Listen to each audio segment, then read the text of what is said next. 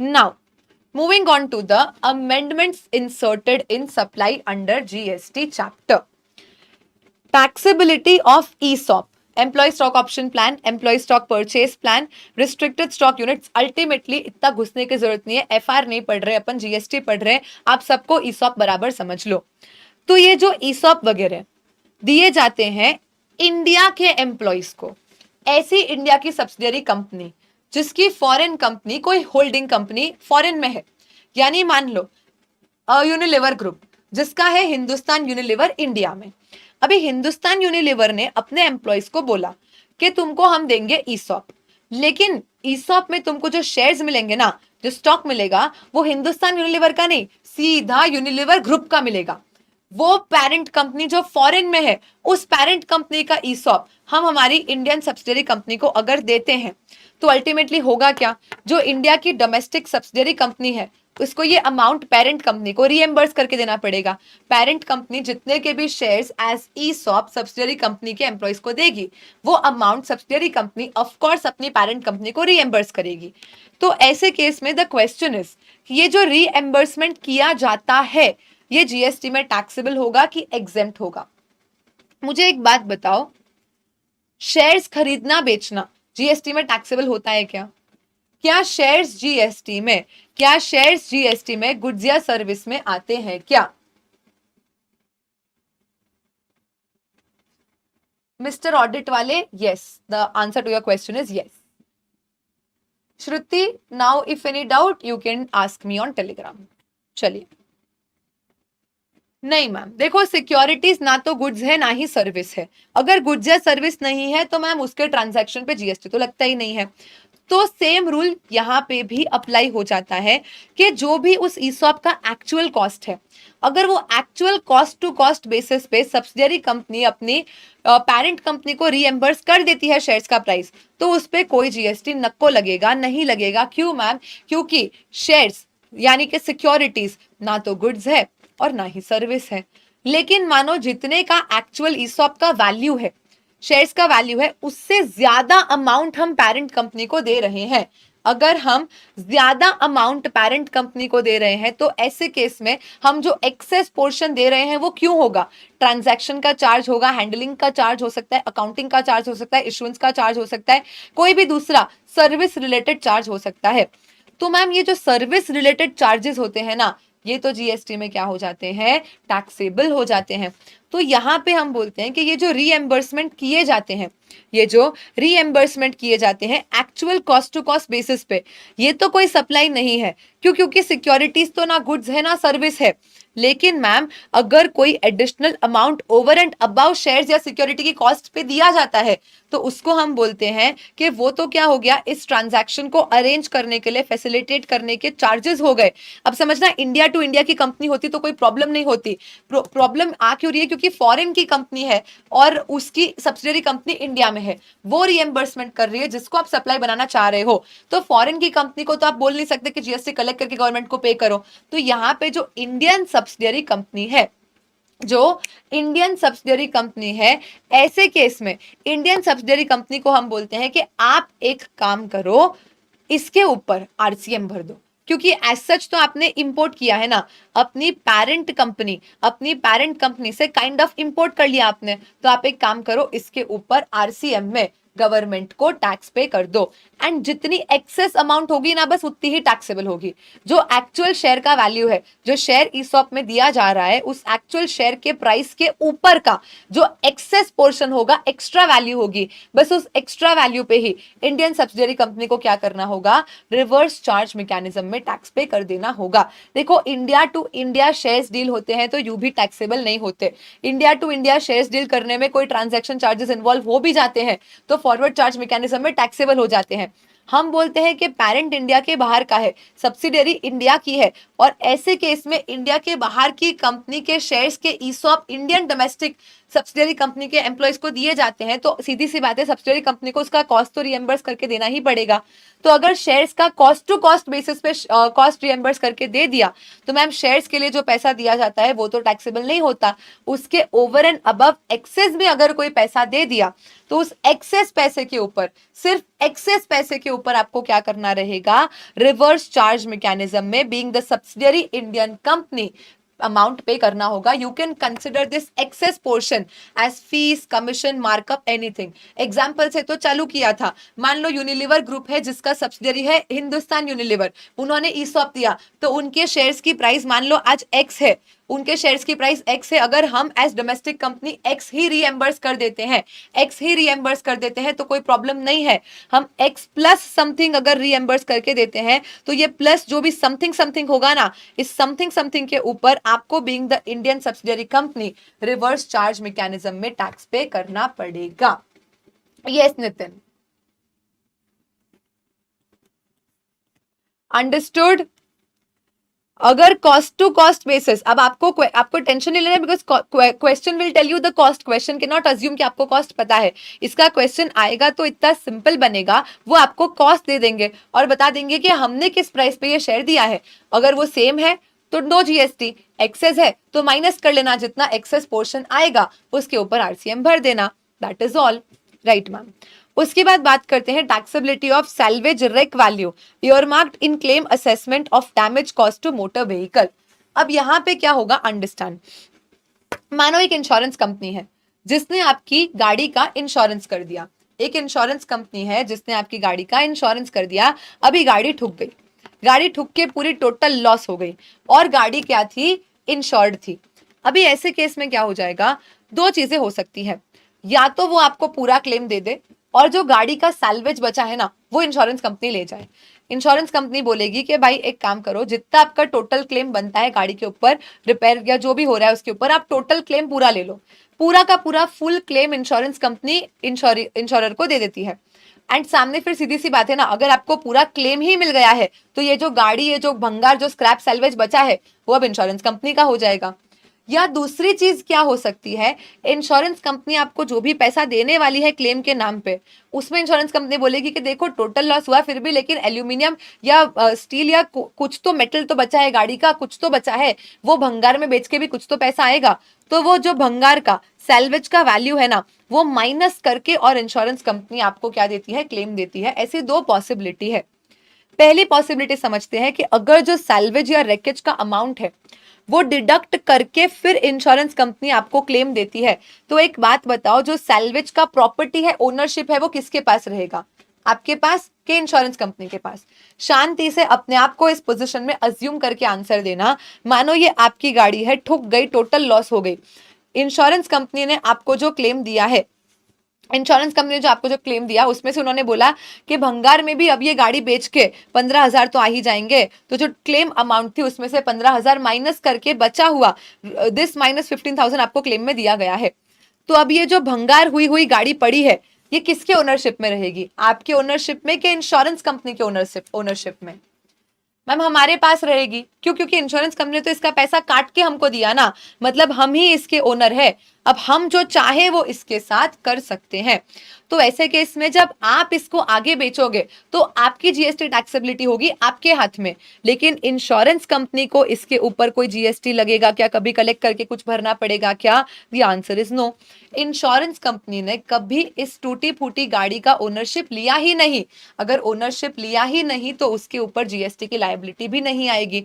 लेकिन यही insurance company ने आपको फुल क्लेम दे दिया, जब फुल क्लेम दे दिया जाता है तो जो बचा कुचा सैल्वेज भंगार होता है वो किसका हो जाता है, मैम वो तो इंश्योरेंस कंपनी का हो जाता है।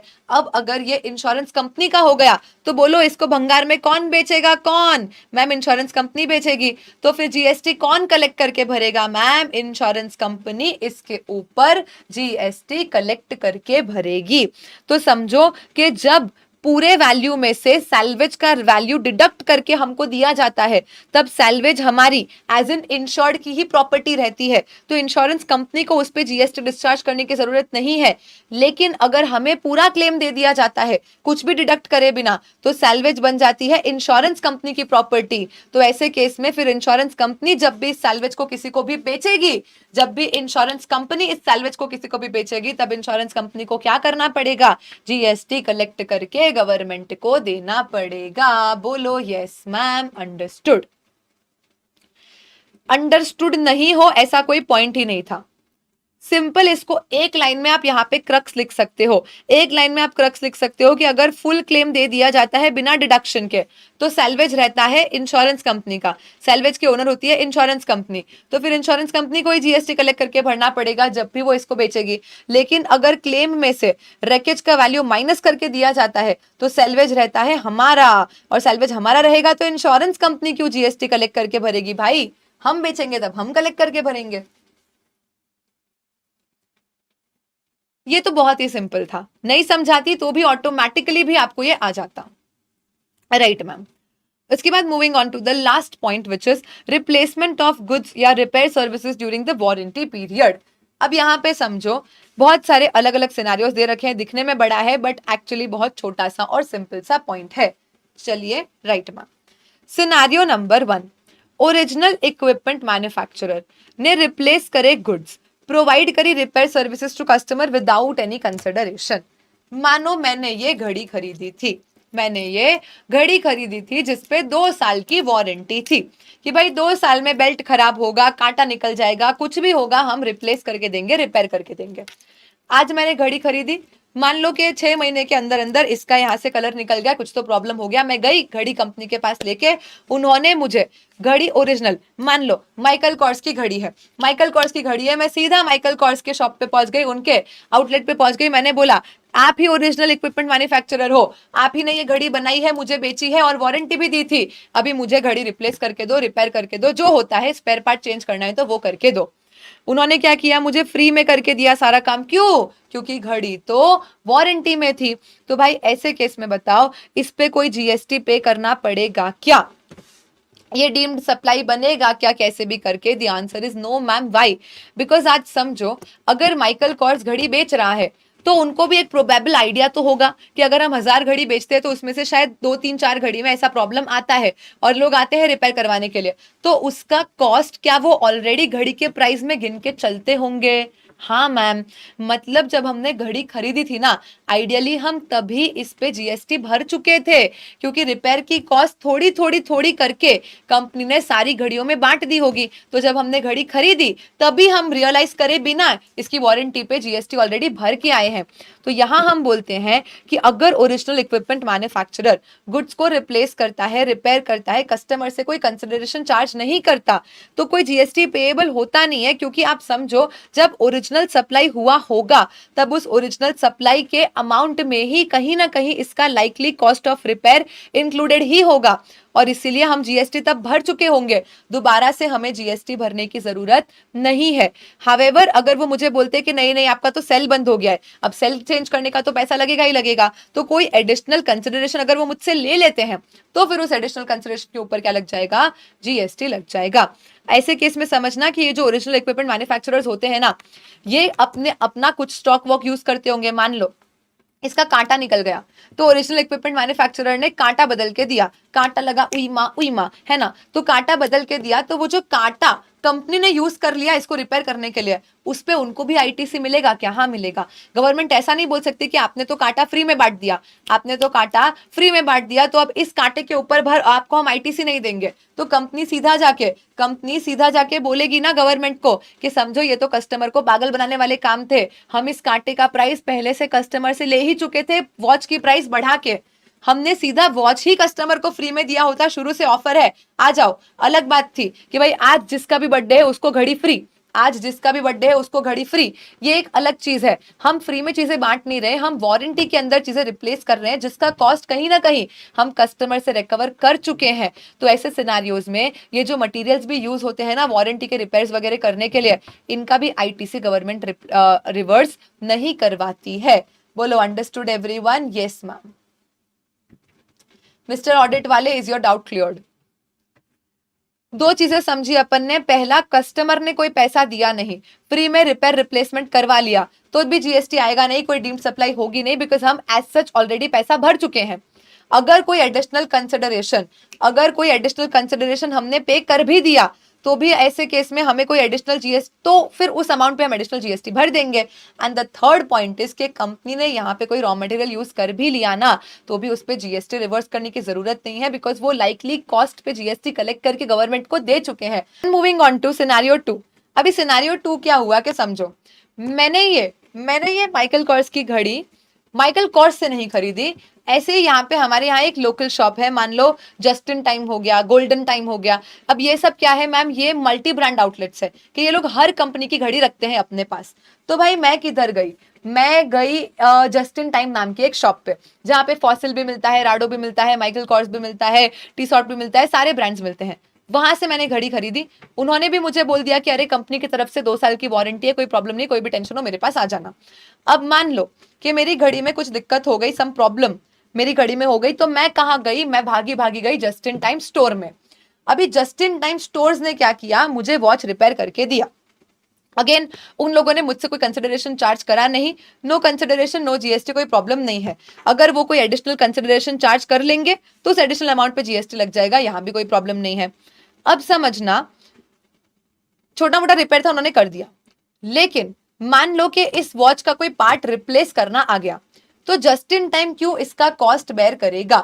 जस्ट इन टाइम क्यों इसका कॉस्ट बेयर करेगा? जस्ट इन टाइम सीधा फोन लगाएगा ना माइकल कॉर्स को कि सुन भाई, तेरी घड़ी बेची थी, खराब हो गई है, you please reimburse me the money, you please reimburse me the money. तो just in time Michael Kors को फोन करके बोलेगा कि मेरे पास एक निडल पड़ा था जो मैंने वॉच में डाल के दे दिया कस्टमर को, इस निडल का पैसा तो दो भाई मुझे।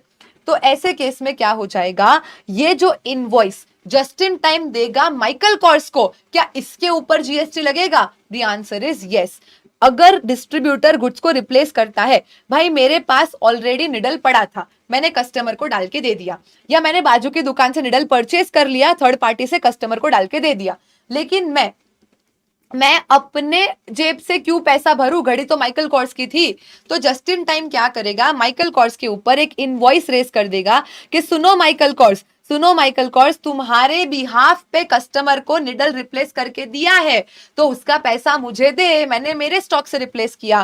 तो ऑफ कोर्स ये जो इनवॉइस जस्ट इन टाइम देगा माइकल कॉर्स को, क्या इसके ऊपर जीएसटी लगेगा? बिल्कुल लगेगा। क्यों? क्योंकि जस्ट इन टाइम ने एज सच देखने जाओ तो माइकल कॉर्स को एक सर्विस दी, उनके बिहाफ पे काम करके दिया, उनके बिहाफ पे गुड्स यूज किए, उसका इनवॉइस अगर दिया तो जीएसटी तो लगने ही वाला है, सीधी सी बात है।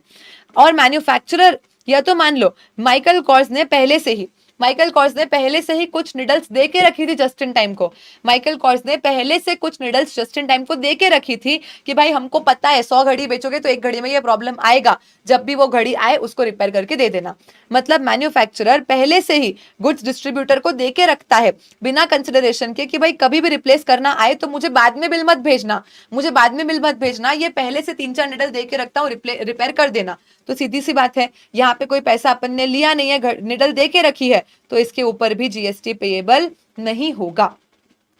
या तो मान लो डिस्ट्रीब्यूटर ने out of supply already received from manufacturer replace करके दे दिया और बाद में क्रेडिट नोट दे दिया। अभी क्या हुआ कि मेरे पास माइकल कॉर्स से बहुत सारी वॉचेस आके पड़ी थी, अभी कोई कस्टमर आया जिसकी वॉच में कोई प्रॉब्लम हो गई, तो मैंने उसको क्या करा, रिप्लेस करके दे दिया।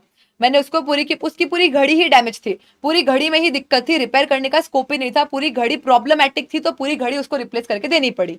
अब ऐसे केस में हुआ क्या, मैं सीधा माइकल कॉर्स को दे दूंगी क्रेडिट नोट। मैं बोलूंगी माइकल कॉर्स को कि सुनो माइकल कॉर्स, तुमने मुझे एक घड़ी भेजी थी, तब तुमने क्या दिखाया था, मुझे सेल दिखाया था, मैंने परचेज दिखा दिया था, लेकिन अल्टीमेटली हुआ क्या, मैंने तुम्हारे बिहाफ पे कस्टमर को ये घड़ी दे दी, मतलब मेरी तरफ से तो तुम्हें परचेज रिटर्न हो गया, ऐसा मान लो, मेरी तरफ से तो तुम्हें क्या हो गया, परचेज रिटर्न हो गया, ऐसा मान लो। तो ऐसे केस में अपन क्या करेंगे, एक क्रेडिट नोट इशू करके और बता देंगे ओरिजिनल इक्विपमेंट मैन्युफैक्चरर को कि तुमसे जो घड़ी मिली थी ना, वो कस्टमर को रिप्लेसमेंट में देनी पड़ी, बात खत्म करो। तो अपनी जो टैक्स लायबिलिटी होगी वो अल्टीमेटली एडजस्ट हो जाएगी कि भाई जब परचेज करते टाइम मान लो मैंने 100 का आईटीसी लिया था, अब आज उसमें से क्या हो गया कि एक घड़ी तो मुझे फ्री में ही किसी को देनी पड़ी, सेल रिटर्न टाइप ही हो गया, तो वो घड़ी के ऊपर मान लो 15 का आईटीसी बन रहा था, तो वो 15 का आईटीसी अब मुझे क्या कर देना पड़ेगा, रिवर्स कर देना पड़ेगा। बोलो यस मैम। समझ में आ रहा है क्या? डिस्ट्रीब्यूटर ने, उसके पास ऑलरेडी मैन्युफैक्चरर से कुछ गुड्स आके पड़े थे, उसी में से रिप्लेसमेंट करके दे दिया, तो मैन्युफैक्चरर को क्रेडिट नोट तो वो इशू करेगा ही कि भाई तेरी वजह से ये काइंड ऑफ मेरा परचेज रिटर्न ही हो गया, मुझे फ्री में दोबारा से देना पड़ गया। तो ऐसे केस में हम क्या बोल देंगे कि भाई जो भी मैंने तब आईटीसी ली थी उसमें से इतना आईटीसी अब मुझे रिवर्स कर देना पड़ेगा। Tell me yes, understood everyone? क्योंकि ना तो मैं इसका पेमेंट सप्लायर को करने वाली हूं, ना मैंने इस पे कोई आउटवर्ड जीएसटी कलेक्ट करा है, तो सीधी सी बात है मेरा आईटीसी भी रिवर्स हो जाएगा। उसके बाद मान लो डिस्ट्रीब्यूटर ने बोला कोई कुछ भी क्या हुआ, घड़ी में ऐसा कोई प्रॉब्लम नहीं था कि कोई पार्ट रिप्लेस करना पड़ा, बस कुछ छोटा मोटा हिल गया था, मैंने ऐसे ही रिपेयर किया, वो रिपेयर हो गया, कोई प्रोडक्ट यूज नहीं हुआ, जस्ट इन टाइम के पास कस्टमर आया, जस्ट इन टाइम का कोई प्रोडक्ट यूज नहीं हुआ, बस ऐसे ही छोटा मोटा कुछ किया और वॉच ठीक हो गई। लेकिन फिर भी समझो आज मेरा स्टाफ, जस्ट इन टाइम के स्टाफ को सैलरी कौन देगा, जस्ट इन टाइम देगा, माइकल कॉर्स थोड़ी ना दे रहा है। तो जस्ट इन टाइम वाला तो बोलेगा ना माइकल कॉर्स को कि भाई तुम्हारी वजह से मेरे स्टाफ का 20 मिनट वेस्ट हुआ और मेरे स्टाफ को सैलरी मैं देता हूं, तो ये 20 मिनट के लिए मुझे कॉम्पेंसेशन तो लगेगा। तो मैंने इनवॉइस भेज दिया माइकल कॉर्स को कि तुम्हारे बिहाफ पे हमने घड़ी ठीक करके दी, वारंटी तुम्हारी थी, तो अब हमको क्या चाहिए तुमसे, 500 रुपए चाहिए। तो समझो कि मैंने एज अ डिस्ट्रीब्यूटर सिर्फ रिपेयर सर्विस करके दी कस्टमर को, लेकिन उसके लिए भी मैं मैन्युफैक्चरर को बिल तो भेजूंगी, क्योंकि मेरा स्टाफ उसके लिए थोड़ी ना बैठा है, स्टाफ को सैलरी मैं दूं और स्टाफ उसके लिए काम करे, तो मैं तो उसको बिल भेज के पैसा लूंगी ही। तो बताओ ऐसे बिल पे हम जीएसटी चार्ज करेंगे क्या? या मैम ये तो नॉर्मल सर्विस का इनवॉइस है, बिल्कुल इस पे जीएसटी लगेगा और अल्टीमेटली वो बाद में उसका आईटीसी भी ले पाएगा, because everything is in course furtherance of business. Tell me yes, understood everyone. And the last part is with respect to extended warranty, जो बोलता है कि आज मान लो आज आप घड़ी खरीदते हो 16,000 रुपीज में, आज मैम 1 ईयर वारंटी तो फ्री मिल रहा है, लेकिन यहाँ पे हमको बोला कि आप प्लस 200 एक्स्ट्रा पे कर दो ना, आपको 1.5 ईयर का वारंटी मिल जाएगा। तो मैम ये जो अब 16,200 रुपीज है, क्या पूरा सेम रेट ऑफ जीएसटी से टैक्सेबल हो जाएगा? हाँ, ये काइंड ऑफ कॉम्पोजिट सप्लाई हो जाती है, प्रिंसिपल सप्लाई है वॉच, तो पूरा अमाउंट वॉच के रेट से टैक्सेबल हो जाता है। यही मानो मैं 1 साल खत्म होने पे खाली एक्सटेंडेड वारंटी अलग से परचेस करती हूँ, वारंटी अपने आप में एक सर्विस है, तो वो 18% से, अगर सिर्फ वारंटी खरीदी तो वो 18% से वारंटी की रेट से टैक्सेबल होगी।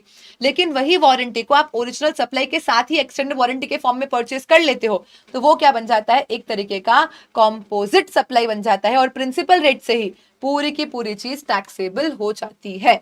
तो यहाँ पे वी आर सेइंग कि extended warranty provided by supplier at the time of original supply है, तो वो ओरिजिनल सप्लाई का ही पार्ट बन जाता है, ओरिजिनल सप्लाई की रेट से ही टैक्सेबल हो जाता है।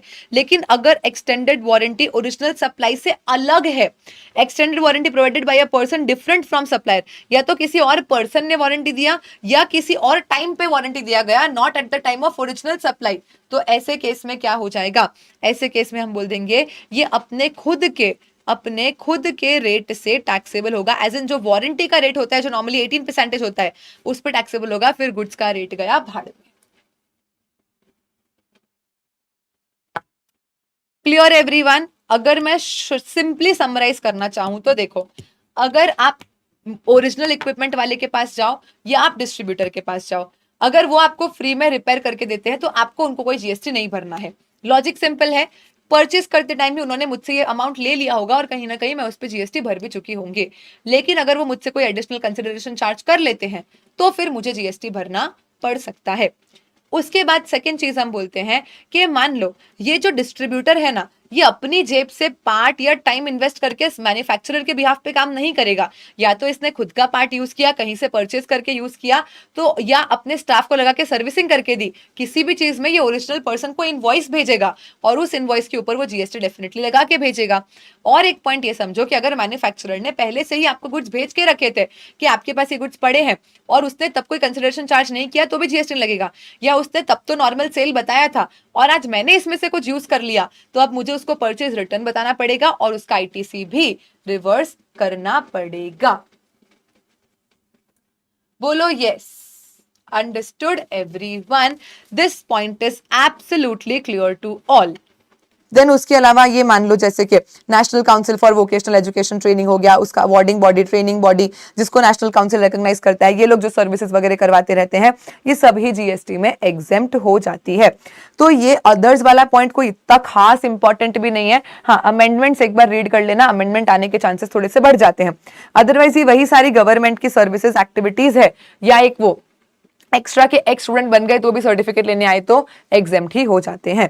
देन उसके बाद ये अफिलिएशन वाला शायद आ जाए, क्योंकि अमेंडमेंट है, ये ऐसा बोलता है कि भाई अफिलिएशन जब गवर्नमेंट या एजुकेशन इंस्टीट्यूशंस प्रोवाइड करते हैं किसी गवर्नमेंट स्कूल को, तो वो भी जीएसटी में एग्जेम्प्ट होगा। मैम ये अफिलिएशन मतलब क्या हो गया कि भाई मान लो आपकी स्कूल है, सीबीएसई का सिलेबस वहां पढ़ाया जाता है, या आईसीएसई बोर्ड का सिलेबस पढ़ाया जाता है, या स्टेट बोर्ड का सिलेबस पढ़ाया जाता है, तो वो होता है क्या है, उनका अफिलिएशन होता है ना। आपकी स्कूल सीबीएसई बोर्ड के साथ अफिलिएटेड होगी, तो अफिलिएशन लेने के लिए एक फीस पे करनी पड़ती है। वो फीस प्राइवेट स्कूल्स के लिए तो टैक्सेबल होगी, लेकिन हम बोलते हैं कि ऐसी कोई स्कूल जिसको ओन, कंट्रोल या एस्टैब्लिश गवर्नमेंट ने करा है, central government, state government, union territory, local authority government entity वगैरह ने कोई स्कूल को एस्टैब्लिश करा है, सेटअप करा है, और वो लोग अब अगर इस टाइप के सीबीएसई, आईसीएसई, स्टेट बोर्ड से अफिलिएशंस लेते हैं, तो अफिलिएशन लेने की जो फीस होती है ना, वो जीएसटी में एग्जेम्प्ट हो जाती है। ये आ सकता है क्योंकि अमेंडमेंट है और पूछे जाने टाइप का अमेंडमेंट है। ऊपर वाले में तो क्या है कि भाई ये सारे गवर्नमेंट की योजनाएं, स्किल वगैरह वाली चीजें हैं जो एग्जेम्प्ट है, वो सिंपल है, समझ में आता है। यहाँ पे हम बोलते हैं कि अगर गवर्नमेंट के द्वारा रन करी जाने वाली कोई स्कूल है, उसने पर्टिकुलरली अफिलिएशन की सर्विस ली है, तो जो फीस पे करेगा वो जीएसटी में एग्जेम्प्ट हो जाएगा। देन उसके बाद अगर आप फ्लाइंग ट्रेनिंग कोर्सेज करते हो, अब देखो प्राइवेट फ्लाइंग अकेडमी से करते हो तो टैक्सेबल है, लेकिन ऐसे फ्लाइंग ऑर्गेनाइजेशन से जाके आप प्लेन उड़ाना सीखते हो जहां पे आपको गवर्नमेंट द्वारा यानी director general of civil aviation से आपको कंप्लीशन सर्टिफिकेट मिलता है कि यस आप एक प्रॉपर पर्सन हो जिसको प्लेन उड़ाना आता है, तो यहाँ पे जो सर्टिफिकेट मिल रहा है वो आपको director general of civil aviation से सर्टिफिकेट मिलता है। तो ऐसे फ्लाइंग ट्रेनिंग कोर्सेज में अगर आप जाते हो तो वो जीएसटी में एग्जेम्प्ट हो जाते हैं। यानी जो भी पर्सन मुझे फ्लाइंग सिखा रहा है वो इंपॉर्टेंट नहीं है, ये फ्लाइंग सीखने के बाद क्या मुझे डीजीसीए का सर्टिफिकेट मिलेगा क्या, हाँ, तो फिर मैंने जो भी फ्लाइंग की फीस भरी है वो जीएसटी में एग्जेम्प्ट हो जाएगी। तो now we start with government services. यहाँ पे कुछ अमेंडमेंट्स भी है और कुछ ऐसे पॉइंट्स है जो कई बार एग्जाम में टेस्ट भी होते रहते हैं।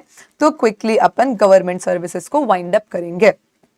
मैम आरसीएम चैप्टर में अपन ने पढ़ा था कि गवर्नमेंट अगर बिजनेस एंटिटी को सर्विसेज देती है तो रिवर्स चार्ज मैकेनिज्म लग जाता है, एक्सेप्ट माई पति सर्विसेज। मैंने बोला था मेरा पति है तो आप लोग उसको छोड़ दो, मेरा पति है तो आप लोग उसको छोड़ दो। हम करेंगे क्या, वील मीट माई पति अगेन इन एग्जेम्पशन चैप्टर। तो चलो मैम माई पति के अलावा का क्या होगा वो भी अपन एक बार देख लेंगे, लेकिन माई पति की पहले अपन पर्टिकुलरली बात करेंगे। तो माई में सबसे पहले आ जाता है ministry of railways, Indian railways. तो अगर मिनिस्ट्री ऑफ इंडियन रेलवेज किसी को कोई भी सर्विस देता है तो अभी गवर्नमेंट ने बोल दिया कि फॉरवर्ड चार्ज मैकेनिज्म लग जाएगा। एग्जेम्पशंस कुछ है कि भाई कुछ सर्विसेज है जो ministry of railways related exempt होती है, but otherwise than that ministry of railways ने किसी को कोई भी सर्विस दे दिया तो वो जीएसटी में फॉरवर्ड चार्ज मैकेनिज्म में ही टैक्सेबल होता है। देखो बाकी नॉर्मल गवर्नमेंट मिनिस्ट्री सर्विस देती है तो आरसीएम लगता है, लेकिन मिनिस्ट्री ऑफ रेलवेज के लिए पर्टिकुलरली गवर्नमेंट ने क्या कर दिया है, एफसीएम फॉरवर्ड चार्ज मैकेनिज्म बोल दिया है। अभी अमेंडमेंट से कुछ यहाँ पे एग्जेम्पशंस इंसर्ट करे हैं। सबसे पहला, services by ministry of railways to individuals by way of sale of platform ticket बेची, कि भाई आपको किसी को छोड़ने जाना है, किसी को मिलने जाना है तो प्लेटफॉर्म 10-15 रुपए की प्लेटफॉर्म टिकट होती है, उसको क्या टैक्सेबल बनाना यार, वो भी outward supply by ministry of railways ही है। या तो मान लो facility of retiring waiting rooms हो गया, क्लोक रूम सर्विसेज जहां पे आप अपना लगेज वगैरह रख सकते हो, बैटरी ऑपरेटेड कार सर्विसेज चलती है कुछ बहुत ही बड़े रेलवे स्टेशन में, जहां पे मैम इस पॉइंट से उस पॉइंट पे जाने में जान निकल जाए तो वहां पे बैटरी ऑपरेटेड कार सर्विसेज चलती है जिसमें बैठ के आप एक पॉइंट से दूसरे पॉइंट पे जा सकते हो। तो ये जो सारी आउटवर्ड सप्लाईज है ना जो इंडिविजुअल्स को दी जाती है बाय मिनिस्ट्री ऑफ रेलवेज, ये जीएसटी में एग्जेम्प्ट है। देन उसके बाद अंदर घरगत्ता किया, मतलब रेलवे मिनिस्ट्री के एक जोन डिवीजन ने दूसरे जोन डिवीजन को सर्विस दिया तो वो भी जीएसटी में क्या हो जाता है, एग्जेम्प्ट हो जाता है। तो अंदर अंदर एक जोन डिवीजन ऑफ मिनिस्ट्री ने दूसरे zone division of railway ministry को सर्विस दिया तो एग्जेम्प्ट, या तो platform ticket, cloak room, waiting rooms या बैटरी ऑपरेटेड कार सर्विसेज वाली जो सर्विसेज है वो मिनिस्ट्री ऑफ रेलवे देती है तो भी एग्जेम्प्ट। बाकी सब जगह पे मिनिस्ट्री ऑफ रेलवे जो भी करे उधर क्या लग जाता है, फॉरवर्ड चार्ज मैकेनिज्म लग जाता है। फिर एक ये पॉइंट और है जो रेलवे से रिलेटेड था, इसलिए मैंने यहां पे डाल दिया, services by special purpose vehicles to railway ministry. Basically railway ministry यहाँ पे रेसिपिएंट है, फिर भी मैंने इधर डाल दिया है क्योंकि एग्जेम्पशन रेलवे के रिलेटेड था, आपको इजी रहे इसलिए। तो ये स्पेशल पर्पस व्हीकल्स क्या होते हैं, टेम्पररी कुछ पर्पस के लिए बनाए जाते हैं कि भाई मान लो इस जगह से पॉइंट ए से पॉइंट बी पे पूरा रेलवे ट्रैक ले करना है, एक अच्छा सा रेलवे स्टेशन अपन को बिल्ड करना है, तो ऐसे पर्टिकुलर पर्पसेस के लिए कुछ एंटिटीज बनाई जाती है जो वो काम करती है, फिर डिसॉल्व हो जाती है।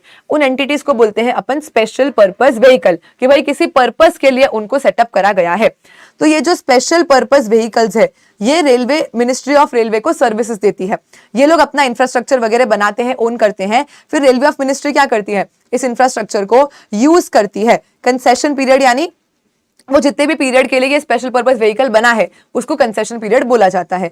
अगेंस्ट कंसिडरेशन, तो रेलवे मिनिस्ट्री क्या करती है, इस स्पेशल पर्पस व्हीकल को कंसिडरेशन देती है, या तो फिर कुछ मेंटेनेंस वगैरह की सर्विसेज प्रोवाइड करवा देती है इनको कि भाई इंफ्रास्ट्रक्चर पूरा स्पेशल पर्पस व्हीकल का है, उसमें कुछ रिपेयरिंग वगैरह का खर्चा आ गया, मिनिस्ट्री ऑफ रेलवेज ने कर दिया, या तो फिर इस इंफ्रास्ट्रक्चर को यूज करने के लिए कोई अपन जो भी अमाउंट वगैरह पे करते हैं वो सब जीएसटी में क्या हो जाता है, एग्जेम्प्ट हो जाता है। यानी जो स्पेशल पर्पस व्हीकल्स है, ये जो भी इंफ्रास्ट्रक्चर बिल्ड करते हैं, ओन करते हैं, ये लोग मिनिस्ट्री ऑफ रेलवेज को यूज करने देते हैं, जिसके लिए मिनिस्ट्री ऑफ रेलवेज या तो इनको पैसा दे देती है या सामने कोई और सर्विसेज दे देती है, तो वो सभी जीएसटी में क्या हो जाता है, एग्जेम्प्ट हो जाता है। राइट मैम, इंपॉर्टेंट ये हो जाएगा आपके लिए क्योंकि ये अमेंडमेंट है। रेरा क्या होता है, रेरा कोई मुझे बताए फटाफट से कमेंट सेक्शन में, व्हाट इज रेरा? सुना है क्या, रेरा क्या है?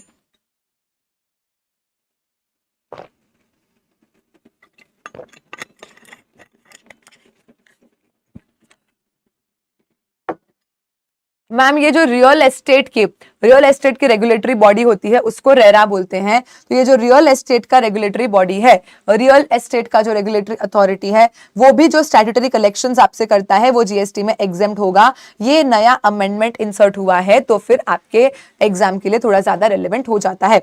Statutory collections done by RERA are also exempt under GST.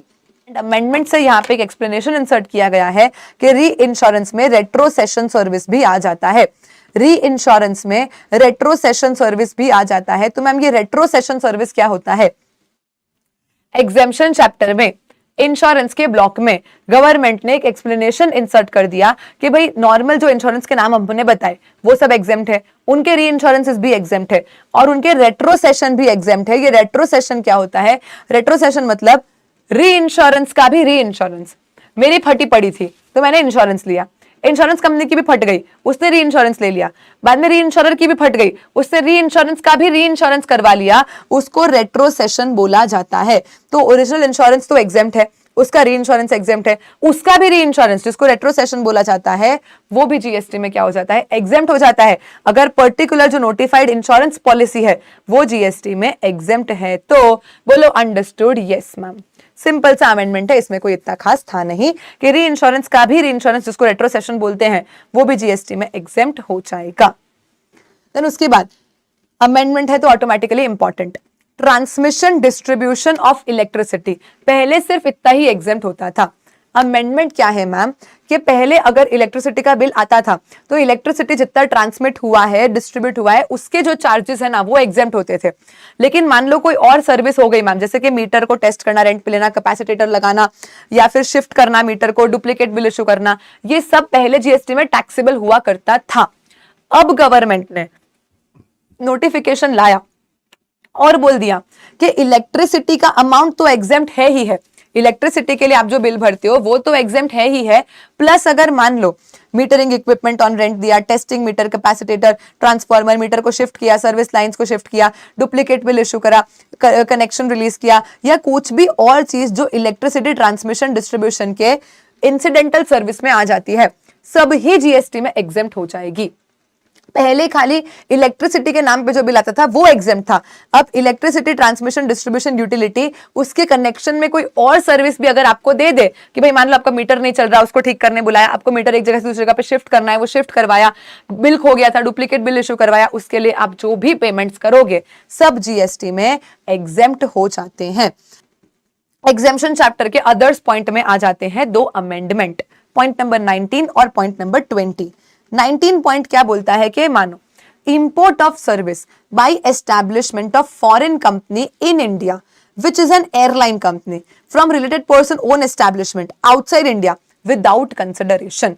अभी एक बात समझना, जैसे कि एथियाड है, ठीक है, एथियाड हो गया, एमाइरेट्स हो गया, जो इंडिया की एयरलाइन नहीं है, इंडिया की बाहर की एयरलाइन है, उनके ओन एस्टैब्लिशमेंट्स इंडिया में भी होते होंगे। हाँ मैम, इंडिया में भी उनकी फ्लाइट्स वगैरह तो आती है, तो उनके ओन एस्टैब्लिशमेंट इंडिया में है या उनका कोई रिलेटेड पर्सन इंडिया में है।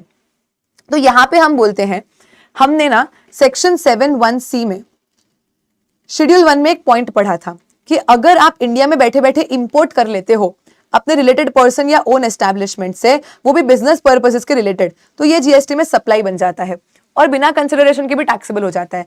पहले बताओ मुझे ये पॉइंट याद आ रहा है क्या? ये याद आएगा तो एग्जेम्पशन समझ में आएगा।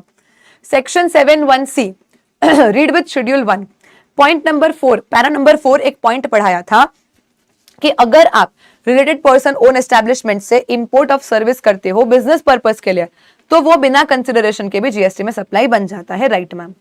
तो यहां पे पर्टिकुलरली मानो अगर इंडिया के बाहर की कोई एयरलाइन कंपनी है जिसका इंडिया में एस्टैब्लिशमेंट है, वो अगर इंडिया के बाहर से अपने ही रिलेटेड पर्सन ओन एस्टैब्लिशमेंट से कोई सर्विस इंपोर्ट करती है बिना कंसिडरेशन के, तो क्या ये नॉर्मली जीएसटी में सप्लाई बन के टैक्सेबल होता है क्या? यस मैम होता है।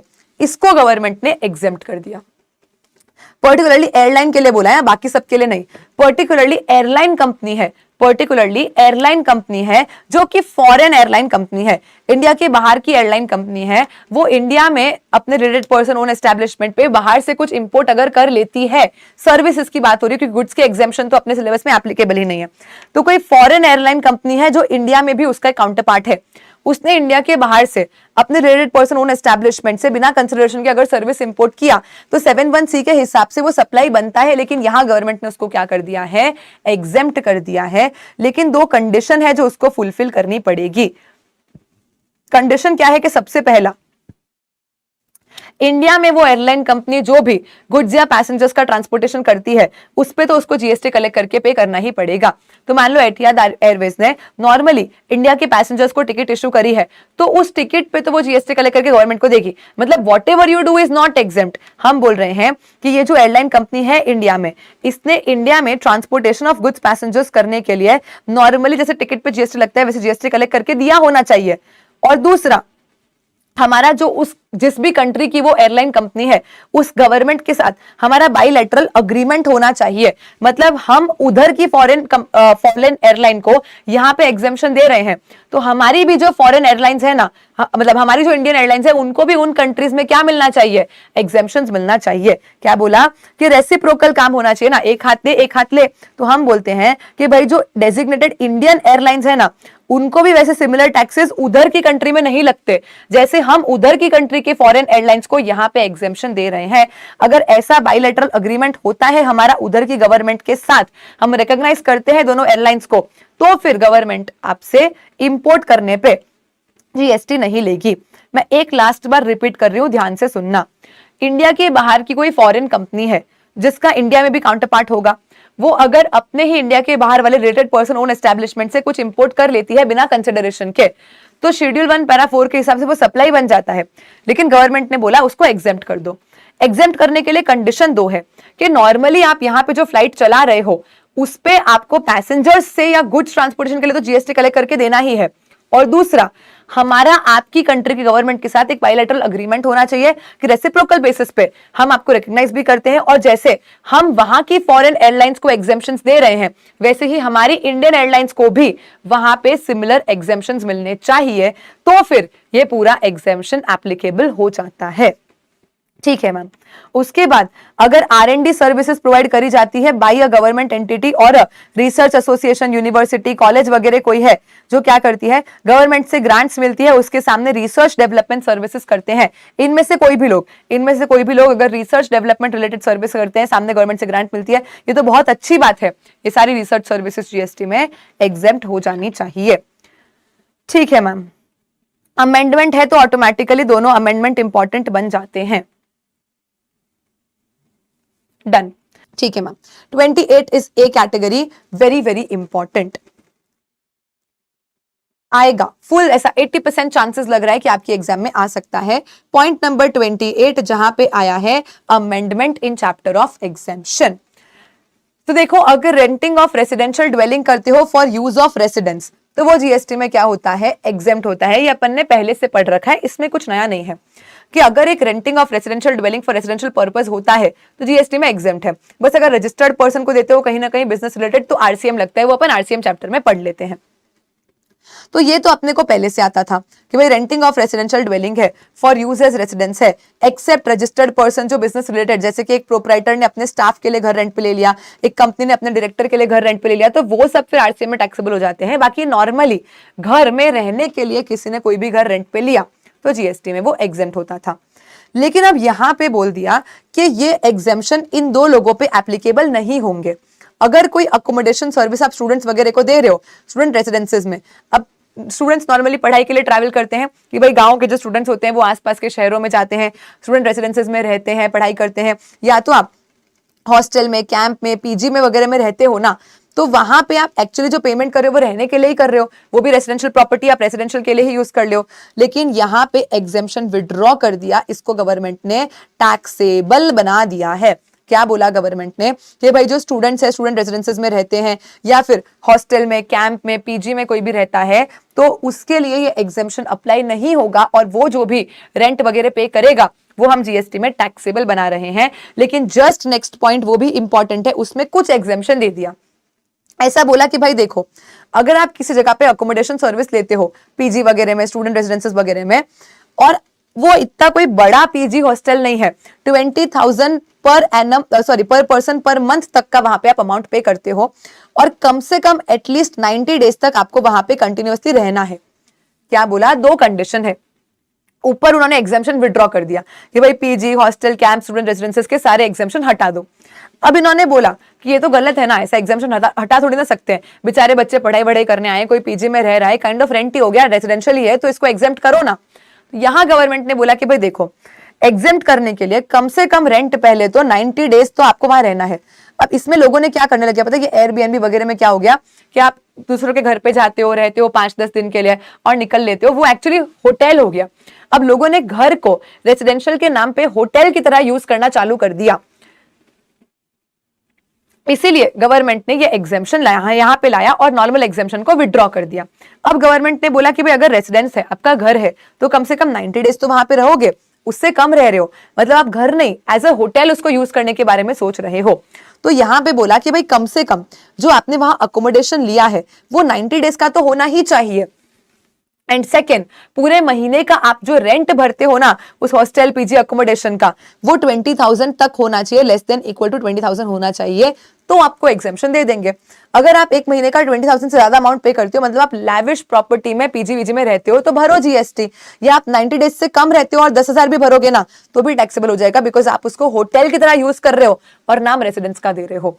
तो ये 28 और 29 को एक साथ पढ़ेंगे और एग्जाम में आने के फुल चांसेस है। इंपॉर्टेंट है, ध्यान रखना कि normal residential dwelling, residential purpose other than वो बिजनेस आरपी एग्जेम्प्ट ही होता है, लेकिन हॉस्टल, कैंप, पीजी वगैरह से एग्जेम्पशन हटा दिया। और ऐसा बोला कि ये जो अकोमोडेशन सर्विसेज दी जाती है, एटलीस्ट 90 डेज तो आप कम से कम वहां रहो और महीने का रेंट 20,000 तक होगा तो एग्जेम्पशन देंगे, वरना क्या कर देंगे, इसको टैक्सेबल बना देंगे। ठीक है मैम। अब यहाँ पे ये एक स्टार मार्क किया है और स्टार मार्क एस्टेरिक मार्क करके इधर कुछ तो मैंने अमेंडमेंट लिखा है। नाउ अमेंडमेंट है तो ऑटोमेटिकली इंपॉर्टेंट बन जाता है।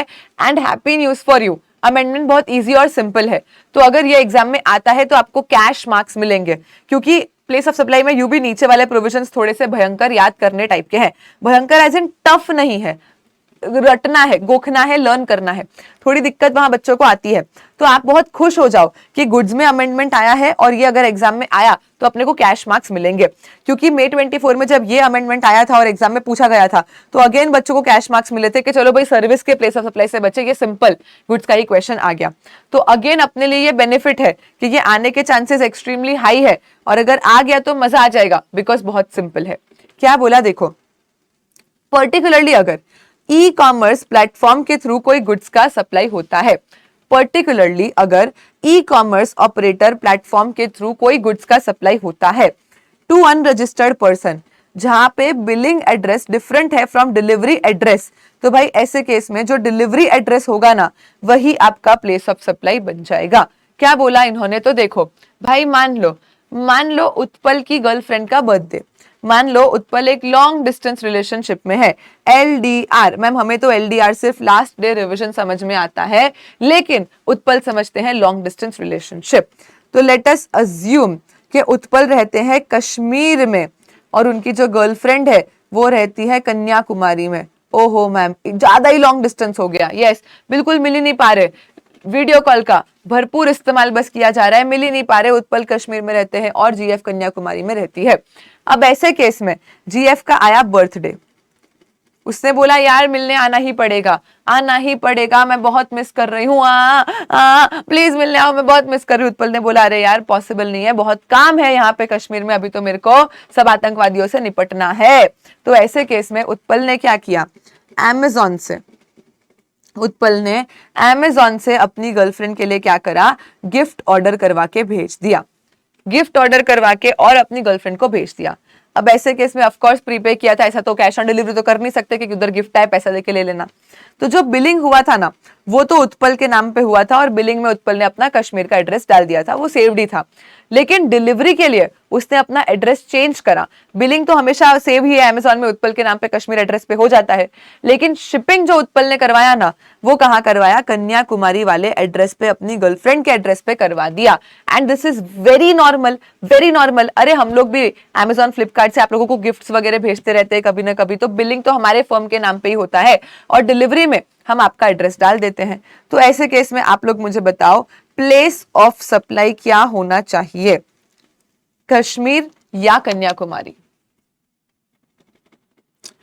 प्लेस ऑफ सप्लाई यहाँ पे क्या होना चाहिए जब एक unregistered person, I repeat again, see अगर रजिस्टर्ड पर्सन होगा ना तो रजिस्टर्ड पर्सन अपना GST नंबर डालेगा तो उसका लोकेशन प्लेस ऑफ सप्लाई बन जाएगा। समझो आज अगर मेरे पास GST नंबर है और मैं अपने बिजनेस पर्पस से आप लोगों को गिफ्ट्स वगैरह भेजती हूँ, तो ऐसे केस में हम लोग क्या बोलेंगे कि भाई मैं अपने बिजनेस का GST नंबर डालूंगी बीइंग अ रजिस्टर्ड पर्सन, तो मेरे लोकेशन पे बिलिंग होगा एंड वो प्लेस ऑफ सप्लाई बनेगा। ये सारे प्रोविजंस है किसके लिए, पर्टिकुलरली अनरजिस्टर्ड पर्सन के लिए है, क्योंकि रजिस्टर्ड पर्सन तो अगर bill to ship to model करवा लेता है तो उसका ही लोकेशन प्लेस ऑफ सप्लाई बन जाता है ना। यहाँ पे हम लोग नॉर्मली ये बिल टू शिप टू जैसा तो नहीं है, लेकिन पर्टिकुलरली ई कॉमर्स ऑपरेटर के लिए ही ये प्रोविजन लाया है गवर्नमेंट ने कि भाई अगर आप ई कॉमर्स ऑपरेटर के थ्रू कोई अनरजिस्टर्ड पर्सन है जो गुड्स ऑर्डर करता है, तो ऐसे केस में अगर उसका बिलिंग एड्रेस और डिलीवरी एड्रेस अलग भी है तो वो ऑलरेडी बता रहा है ना कि गुड्स कहाँ कंज्यूम होंगे, कहाँ गुड्स की डिलीवरी करनी है, तो फिर कन्याकुमारी जो डिलीवरी का लोकेशन है वही क्या माना जाता है, अपना प्लेस ऑफ सप्लाई माना जाता है। तो यहाँ पे अपन बोलेंगे कि भाई अगर बिलिंग एड्रेस डिफरेंट है फ्रॉम डिलीवरी एड्रेस, तो जो आपका डिलीवरी एड्रेस है ये अकॉर्डिंग टू 10(1)(c)(a कि भाई अनरजिस्टर्ड पर्सन ने बता दिया है अपना एड्रेस ऑलरेडी के गुड्स कहाँ कंज्यूम होंगे, तो फिर आप क्या मानोगे, उसी को प्लेस ऑफ सप्लाई मान लोगे। Supplier delivery address as the address of recipient on invoice record कर सकता है प्लेस ऑफ सप्लाई को डिटरमाइन करने के लिए, ऑफ कोर्स, क्योंकि प्लेस ऑफ सप्लाई के लिए इनवॉइस पे रिकॉर्ड तो करना ही पड़ेगा कि रेसिपिएंट का क्या एड्रेस है, जहां प्लेस ऑफ सप्लाई मानेंगे तो वहां पे अब जो डिलीवरी एड्रेस है उसको रिकॉर्ड करके और उसी को हम प्लेस ऑफ सप्लाई मान लेंगे। वेरी वेरी हाई चांसेस कि इसमें से या तो MCQ या एक क्वेश्चन आपके एग्जाम में आ जाए, तो बोलो कि आप आराम से इसका क्वेश्चन मैनेज कर पाओगे। Very very simple concept this was, tell me. Section 13(8) बोलता है कि हम कुछ सर्विसेज को नोटिफाई करेंगे, जो सर्विसेज में हमेशा आपको सप्लायर का ही लोकेशन प्लेस ऑफ सप्लाई मानने का, मतलब अगर सप्लायर इंडिया में है तो India place of supply, supplier outside India है तो outside India place of supply. मतलब नॉर्मली हम हमेशा क्या करते हैं, जहां सर्विसेज कंज्यूम हो रही है, जहां रेसिपिएंट है, उसको प्लेस ऑफ सप्लाई बनाते हैं। लेकिन पर्टिकुलरली गवर्नमेंट ने बोला कि 3 सर्विस ऐसी है, 3 सर्विस अभी तक हमने ऐसी बताई है जहां पे सप्लायर जहां पे होगा ना, सप्लायर, उसको प्लेस ऑफ सप्लाई मानना है। 13(8) अजीब सा गजब पॉइंट है जो बोलेगा सप्लायर का लोकेशन हमेशा डीम्ड प्लेस ऑफ सप्लाई होगा। तो 3 में सबसे पहला सर्विस है बैंकिंग कंपनी, एनबीएफसी और फाइनेंशियल इंस्टीट्यूशंस अगर अपने खुद के अकाउंट होल्डर को कोई सर्विस देता है। मान लो इंडिया के बाहर के पर्सन है, नॉन रेजिडेंट पीपल है, जो इंडिया में ये एनआरओ अकाउंट्स, एनआरई अकाउंट्स वगैरह इंडिया की बैंक के पास खुलवाते हैं, तो इंडिया की बैंक है, मतलब सप्लायर इंडिया का है, तो India he place of supply बन जाता है। तो हम बोलेंगे जहां सप्लायर है, जहां सप्लायर है उसी को प्लेस ऑफ सप्लाई मानना है। तो banking company, financial institutions, NBFC अगर अपने अकाउंट होल्डर को कोई भी सर्विस देता है तो सप्लायर कहां पे है मैम? सप्लायर जहां पे भी है ना, बैंकिंग कंपनी जहां पे भी है, वही क्या बन जाएगा? प्लेस ऑफ सप्लाई बन जाएगा। लेकिन मैम हम एज बैंक्स या एज फाइनेंशियल इंस्टीट्यूशंस अपने खुद के अकाउंट होल्डर के अलावा भी किसी और पर्सन को कोई और सर्विसेज दे सकते हैं, तो क्या होगा? मतलब मैम हमने जो सर्विसेज दी है ना, वो अपने खुद के अकाउंट होल्डर को नहीं दी है और किसी को दे दी, तो ऐसे केस में तो फिर आप 13(8) में फॉल ही नहीं हो रहे, बिकॉज 13(8) तो सिर्फ वही पर्टिकुलर एरिया कवर कर रहा है जहां पे ये लोग अपने खुद के अकाउंट होल्डर को सर्विस दे रहे हैं। तो अगर मान लो कि जो सर्विसेज है वो किसी और person other than account holder किसी और पर्सन को प्रोवाइड कर दी, तो आपको 13(2) का जनरल प्रोविजन ही अप्लाई करना है कि रेसिपिएंट का एड्रेस अवेलेबल है तो फॉलो, वरना सप्लायर का लोकेशन। पर्टिकुलरली अगर अपने खुद के अकाउंट होल्डर को, वो भी करंट अकाउंट को छोड़ के, करंट अकाउंट के लिए भी 13(2) जनरली अप्लाई होगा। करंट अकाउंट को छोड़ दो, यानी नॉर्मली ये जो एनआरई अकाउंट्स, एनआरओ अकाउंट्स वगैरह होते हैं जहां पे सप्लायर रेसिपिएंट में से कोई आउटसाइड इंडिया है और एक इंडिया में है, तो ऐसे केस में अपन बोलेंगे खुद के अकाउंट होल्डर को, वो भी other than current account holder को। तो मैम करंट अकाउंट के लिए भी 13(2) लग जाएगा क्या? हाँ, करंट अकाउंट के लिए भी 13(2) लग जाएगा। अकाउंट होल्डर के अलावा कोई और है तो भी 13(2) लग जाएगा। सिर्फ करंट अकाउंट को छोड़ के अपने नॉर्मल खुद के कोई भी अकाउंट होल्डर को अगर बैंक ने सर्विस दिया तो जहां सप्लायर, वही क्या बन जाएगा? प्लेस ऑफ सप्लाई बन जाएगा। अब ये अमेंडमेंट है तो एग्जाम में आने के फुल चांसेस भी है। यहां पे गवर्नमेंट ने एक क्लैरिफिकेशन इंसर्ट करके अपन को समझाया कि बैंक्स जो होती है वो एफपीआई को कस्टोडियल सर्विसेज भी देती है। कोई मुझे बताएगा एफपीआई क्या होता है? मैम एक तो होता है एफडीआई और एक होता है एफपीआई। चलो, फाइनल के बच्चों को एफडीआई और एफपीआई तो पता होना ही चाहिए। Anyone tell me what is FPI and FDI?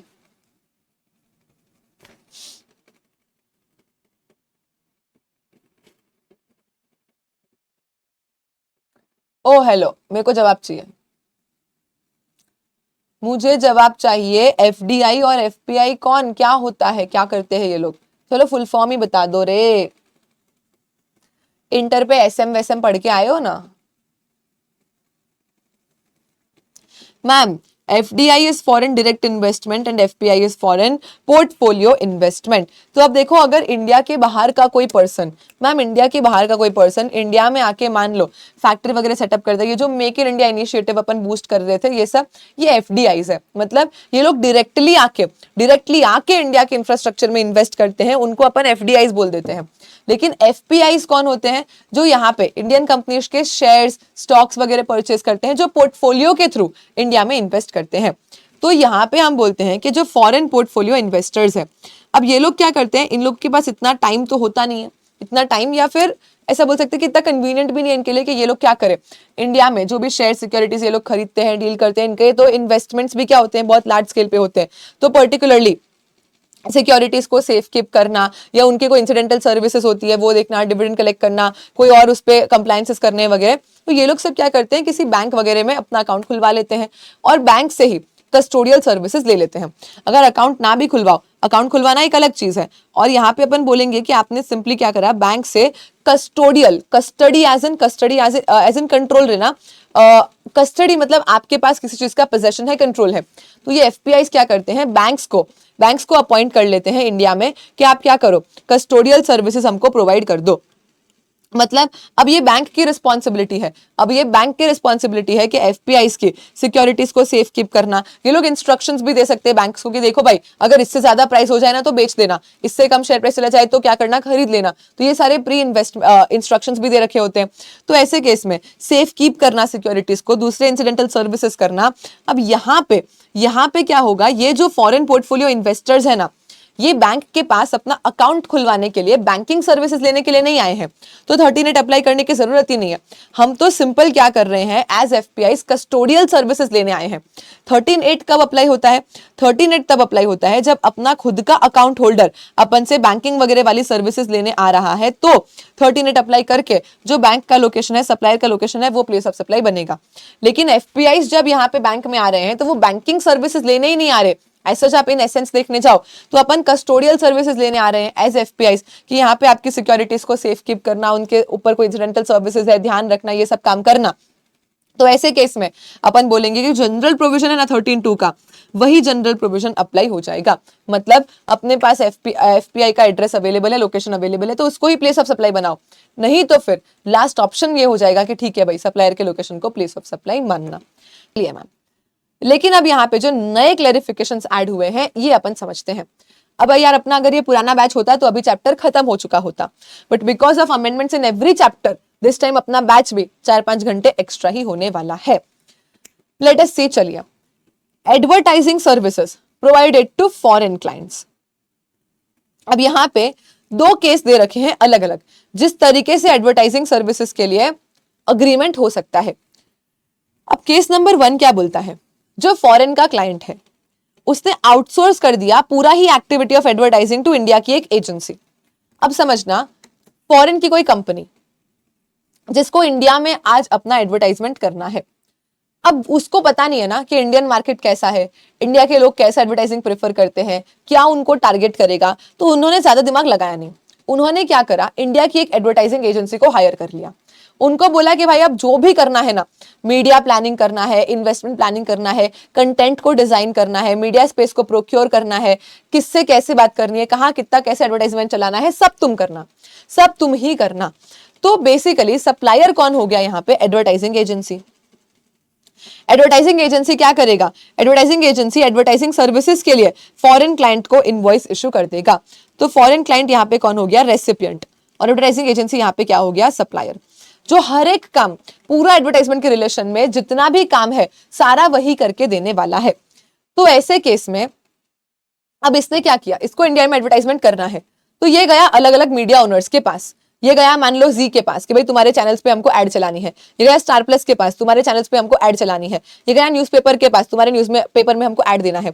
मतलब अब जो मीडिया ओनर्स है, ये एजेंसी इनके पास जाएगी, इनके पास जाके इनसे बात करेगी। तो अब यहाँ पे मीडिया ओनर बन गया सप्लायर और एडवर्टाइजिंग एजेंसी बन गया रेसिपिएंट। ये इसको इनवॉइस देगा मीडिया स्पेस वगैरह के नाम पे। अब क्योंकि अपन तो सब कुछ ही आउटसोर्स कर चुके हैं, फॉरेन क्लाइंट तो सब कुछ ही आउटसोर्स कर चुका है, तो क्या मीडिया ओनर को फॉरेन क्लाइंट से कोई मतलब होगा क्या? Tell me. मीडिया ओनर के लिए उसका रेसिपिएंट कौन? एडवर्टाइजिंग एजेंसी, क्योंकि एजेंसी तो पूरा ही कॉन्ट्रैक्ट ले चुकी है। अब ये यहाँ पे जो भी इनवॉइसेस वगैरह बनवाएगा वो सारे इनवॉइसेस अपने नाम पे ही बनवाएगा और सारा मैटर करेगा। तो ऐसे केस में क्या मीडिया ओनर को फॉरेन क्लाइंट से कोई मतलब होगा क्या? टेल मी यस और नो। नहीं मैम। तो सबसे पहले तो यहाँ पे देखो 2 अलग अलग सर्विसेज इन्वॉल्व हो रही है। पहला सर्विस जो फॉरेन क्लाइंट ले रहा है एडवर्टाइजिंग एजेंसी से, दूसरा सर्विस जो एडवर्टाइजिंग एजेंसी ले रहा है मीडिया ओनर से। यहाँ पे अपन बोलेंगे कि जो मीडिया ओनर है ना, जो एडवर्टाइजिंग एजेंसी है, वो प्रिंसिपल बेसिस पे काम कर रहा है। जो मीडिया ओनर है वो प्रिंसिपल बेसिस पे काम कर रहा है, मतलब उसने फॉरेन क्लाइंट से एक कॉन्ट्रैक्ट लिया कि तुम्हारा पूरा एडवर्टाइजिंग मैं संभाल लूंगा, बात खत्म। फिर उसने जाके अलग अलग लोगों के साथ कॉन्ट्रैक्ट किया। अब ऐसे केस में क्या अपन ये बोल सकते हैं कि जो एडवर्टाइजिंग एजेंसी है ना, वो सेक्शन 13(8) का इंटरमीडियरी माना जाएगा? क्या एडवर्टाइजिंग एजेंसी सेक्शन 13(8) में अपन ने जो इंटरमीडियरी के बारे में समझा कि गुड्स सर्विसेज सिक्योरिटीज को प्रोक्योर करने में हेल्प करवा दी, जो बीच का पर्सन हो गया, तो क्या मैं उस तरीके से एडवर्टाइजिंग एजेंसी को फॉरेन क्लाइंट और मीडिया ओनर का इंटरमीडियरी मान सकती हूं? The answer is no. तो यहां पे अपन बोलेंगे कि भाई आप एडवर्टाइजिंग एजेंट को इंटरमीडियरी नहीं मान सकते हो between foreign client and media owner, hence section 13(8) applicable नहीं होगा। तो जनरली सेक्शन 13(2) के हिसाब से क्या प्लेस ऑफ सप्लाई आना चाहिए, वैसे ही अपन प्लेस ऑफ सप्लाई डिटरमाइन करेंगे। यहाँ पे कोई फिजिकली गुड्स भी रिक्वायर्ड नहीं है, तो ये 13(3) में भी फॉल नहीं होता, ये 13(8) में भी फॉल नहीं होता, ये कहीं भी फॉल नहीं होता। इसलिए जनरली क्या हो जाएगा कि भाई फॉरेन क्लाइंट कंसिडरेशन पे करेगा तो वो रेसिपिएंट ऑफ एडवर्टाइजिंग सर्विसेज को मिलेगा। अब उसके बाद जो एडवर्टाइजिंग सर्विसेज है वो एजेंसी के साथ क्या करेगा, कॉन्ट्रैक्ट कर लेगा। Any representative of foreign client in India including any subsidiary और related person for interaction purpose और target audience shall not be considered as the recipient. अब मान लो अपना जो टारगेट ऑडियंस है, यहाँ पे गवर्नमेंट ने एकदम क्लैरिफाई कर दिया है। गवर्नमेंट ने क्या बोला, एकदम क्लैरिफाई कर दिया है कि भाई देखो जो पैसा कौन देगा, फॉरेन क्लाइंट, वही लायबल टू पे कंसिडरेशन है। तो उसी को एडवर्टाइजिंग सर्विसेज का क्या मान लो आप, रेसिपिएंट मान लो। परफेक्ट मैम, ये सॉर्टेड है। अब मान लो एडवर्टाइजिंग ठीक से हो रहा है नहीं हो रहा है, उसके लिए इस फॉरेन क्लाइंट ने इंडिया में बस एक रिप्रेजेंटेटिव अपॉइंट कर दिया कि भाई एडवर्टाइजिंग एजेंसी पे इतना भी तो भरोसा नहीं कर सकते अपन। तो इसने क्या करा, बस अपना एक रिप्रेजेंटेटिव यहाँ अपॉइंट करके छोड़ दिया कि भाई तुम देखते रहना एडवर्टाइजिंग प्रॉपर्ली हो रहा है नहीं हो रहा है, सब ढंग से हो रहा है ना। तो इसको भी अपन रेसिपिएंट तो नहीं मान सकते। जिस ऑडियंस को अपन टारगेट कर रहे हैं एडवर्टाइजिंग करने के लिए, अपन उसको भी रेसिपिएंट नहीं मान सकते। तो एकदम क्लियर कर दिया गवर्नमेंट ने कि ना तो टारगेट ऑडियंस रेसिपिएंट है, ना अगर आपकी कोई सब्सिडियरी कंपनी है यहाँ पे, या तो फिर कोई रिलेटेड पर्सन है आपका जिससे हम इंटरेक्ट कर सकते हैं, आपका कोई रिप्रेजेंटेटिव है, किसी को भी रेसिपिएंट नहीं माना जा सकता है। ये एडवर्टाइजिंग वाला जो सर्विस हो रहा है उसके लिए फॉरेन क्लाइंट ही रेसिपिएंट है और एडवर्टाइजिंग एजेंट ही सप्लायर है, और ये purely principal to principal basis की तरह सर्विस होता है। इसलिए ऐसे केस में अपन बोलेंगे कि ना 13(8) अप्लाई होगा, ना 13(3) अप्लाई होगा, जनरल 13(2) का प्रोविजन अप्लाई होगा और जीएसटी उस हिसाब से चार्ज होगा। अब उसके बाद तो मीडिया ओनर भी इंडिया में है, एडवर्टाइजिंग एजेंसी भी इंडिया में है, इनके बीच के सप्लाई में तो क्या ही प्रॉब्लम है, वो तो जनरल सेक्शन 12 के अकॉर्डिंग अपन डिटरमाइन कर ही सकते हैं। देन मैम, तो place of supply shall be determined by default provision 13(2) and subject to all other conditions. अगर सब कुछ ओके हो जाता है तो देखो 13(2) के हिसाब से रेसिपिएंट का लोकेशन प्लेस ऑफ सप्लाई बनता है, तो यानी सप्लायर कहाँ है, इंडिया में है एडवर्टाइजिंग एजेंसी, रेसिपिएंट कहाँ है, आउटसाइड इंडिया है foreign client. Place of supply को भी अपन ने रेसिपिएंट का ही लोकेशन यानी आउटसाइड इंडिया मान लिया। अब अगर करेंसी भी फॉरेक्स में मिल जाए और ये मेरे एस्टेब्लिशमेंट ऑफ डिस्टिंक्ट पर्सन नहीं है, सब कुछ ओके हो जाए, तो इसको अपन एक्सपोर्ट ऑफ सर्विस मान सकते हैं। बोलो आया समझ में, यस और यस। लेकिन अगर मान लो जो मीडिया ओनर है ना, वो डायरेक्टली फॉरेन क्लाइंट को ही इनवॉइस भेजता है, मतलब एडवर्टाइजिंग एजेंसी को अपन ने रखा है बस एज एन इंटरमीडियरी, बीच का पर्सन जो अपन को इससे कनेक्ट करवा देगा। अपन ने फॉरेन क्लाइंट ने एडवर्टाइजिंग एजेंसी को सिर्फ एज अ बीच का पर्सन रखा है अपन को मीडिया ओनर से कनेक्ट करवाने के लिए, जहां पे मीडिया ओनर ने सीधा इनवॉइस दिया है फॉरेन क्लाइंट को और इंडियन एडवर्टाइजिंग एजेंसी सिर्फ और सिर्फ एक इंटरमीडियरी की तरह काम कर रही है। तब ये जो पैसा चार्ज करेगी ना, वो सेक्शन 13(8) में फॉल होगा और फिर इंटरमीडियरी का लोकेशन प्लेस ऑफ सप्लाई बन जाएगा। देखो एक मस्त बात बताती हूँ, ठीक है।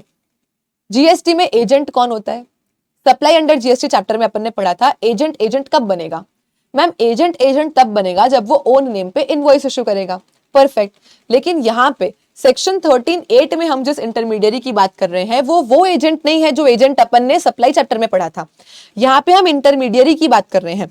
तो ये मैंने सिर्फ आपकी अंडरस्टैंडिंग के लिए एक एक्स्ट्रा पॉइंट यहाँ पे लिख के दिया है कि जो इंटरमीडियरी अंडर 13(8) है ना, वो एजेंट अंडर शेड्यूल 1 वाला एजेंट नहीं है। मतलब यहाँ पे तो उल्टा होना चाहिए, इनवॉइस अपने नाम पे नहीं होना चाहिए तो 13(8) अप्लाई होगा ना।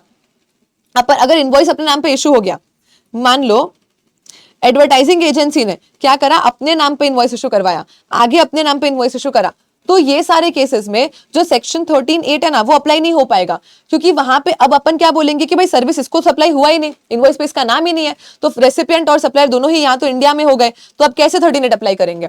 तो यहाँ पे अपन बोलते हैं कि भाई देखो 13(8) में इंटरमीडियरी का मतलब क्या होता है, तो 13(8) में इंटरमीडियरी सिंपली मींस जो पर्सन अरेंज कर रहा है या फैसिलिटेट कर रहा है मेन सप्लाई को बिटवीन 2 और मोर पर्सन। तो यहाँ पे मैंने सिर्फ फॉरेन क्लाइंट और मीडिया ओनर को मिलवाया, मैंने बीच में कॉन्ट्रैक्ट नहीं लिया, मैंने बीच में इनवॉइसिंग नहीं करा, मैंने सिर्फ इन दोनों को मिलवाया और मिलवाने के लिए मैंने अपना इंटरमीडियरी का पैसा ले लिया, तो 13(8) अप्लाई होगा। और जहां पे इंटरमीडियरी है वही क्या हो जाएगा, प्लेस ऑफ सप्लाई बन जाएगा। तो यहाँ पे जो इंटरमीडियरी का रोल होता है ना, वो सपोर्टिव रोल होता है, वो खुद सप्लाई नहीं कर रहा है main good services own account पे, वो खुद ओन अकाउंट पे इनवॉइस इशू नहीं कर रहा है। तो डू नॉट कंफ्यूज, जो 13(8) का इंटरमीडियरी है वो बिल्कुल शेड्यूल 1 वाले एजेंट जैसा नहीं है। 13(8) का इंटरमीडियरी तो बोलता है कि मेरे को तो सिर्फ मेरा एजेंसी का पैसा दे दो, मुझे ओन नेम पे ना तो गुड्स लेने हैं ना देने हैं, ना सर्विस लेना है ना देना है, मुझे कुछ नहीं करना, मैं आप दोनों को मिलवा दूंगा, ट्रांजैक्शन को फैसिलिटेट करवा दूंगा, अरेंज करवा दूंगा, तो 13(8) अप्लाई होगा। लेकिन यहाँ पे जब ओन नेम इन्वॉल्व हो गया ना, तो फिर आप चले जाते हो जनरल प्रोविजन पे। बोलो एब्सोल्युटली क्लियर, यस और नो। ये आपकी अंडरस्टैंडिंग के लिए मैंने समझा के यहाँ पे आपको दिया है कि कंफ्यूज मत करना कि मैम कभी बोलते हो एजेंट ओन नेम पे होना चाहिए, कभी बोलते हो नहीं होना चाहिए। वो शेड्यूल 1 का एजेंट अलग चीज है, 13(8) का intermediary place of supply point of view के लिए अलग चीज है। बोलो got it, absolutely clear, yes और यस।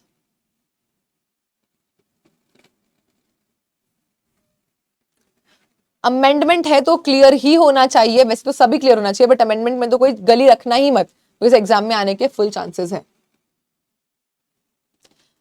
सब लोग हाँ बोलेंगे तो मैं आगे बढ़ूंगी।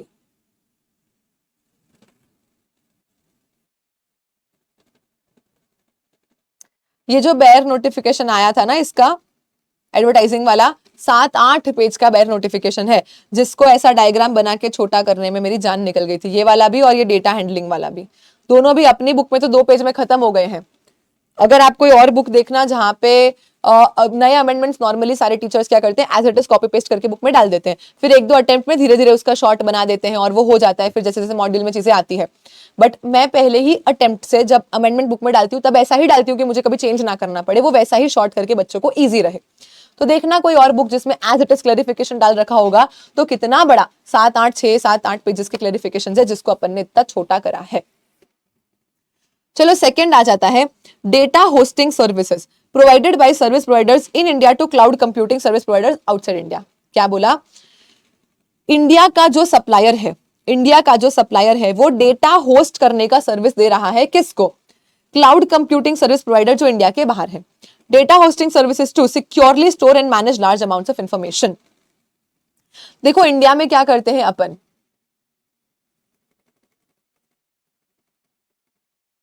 yes forum, media owner will issue invoice, see understand। चलो एक एग्जांपल लेते हैं, है ना।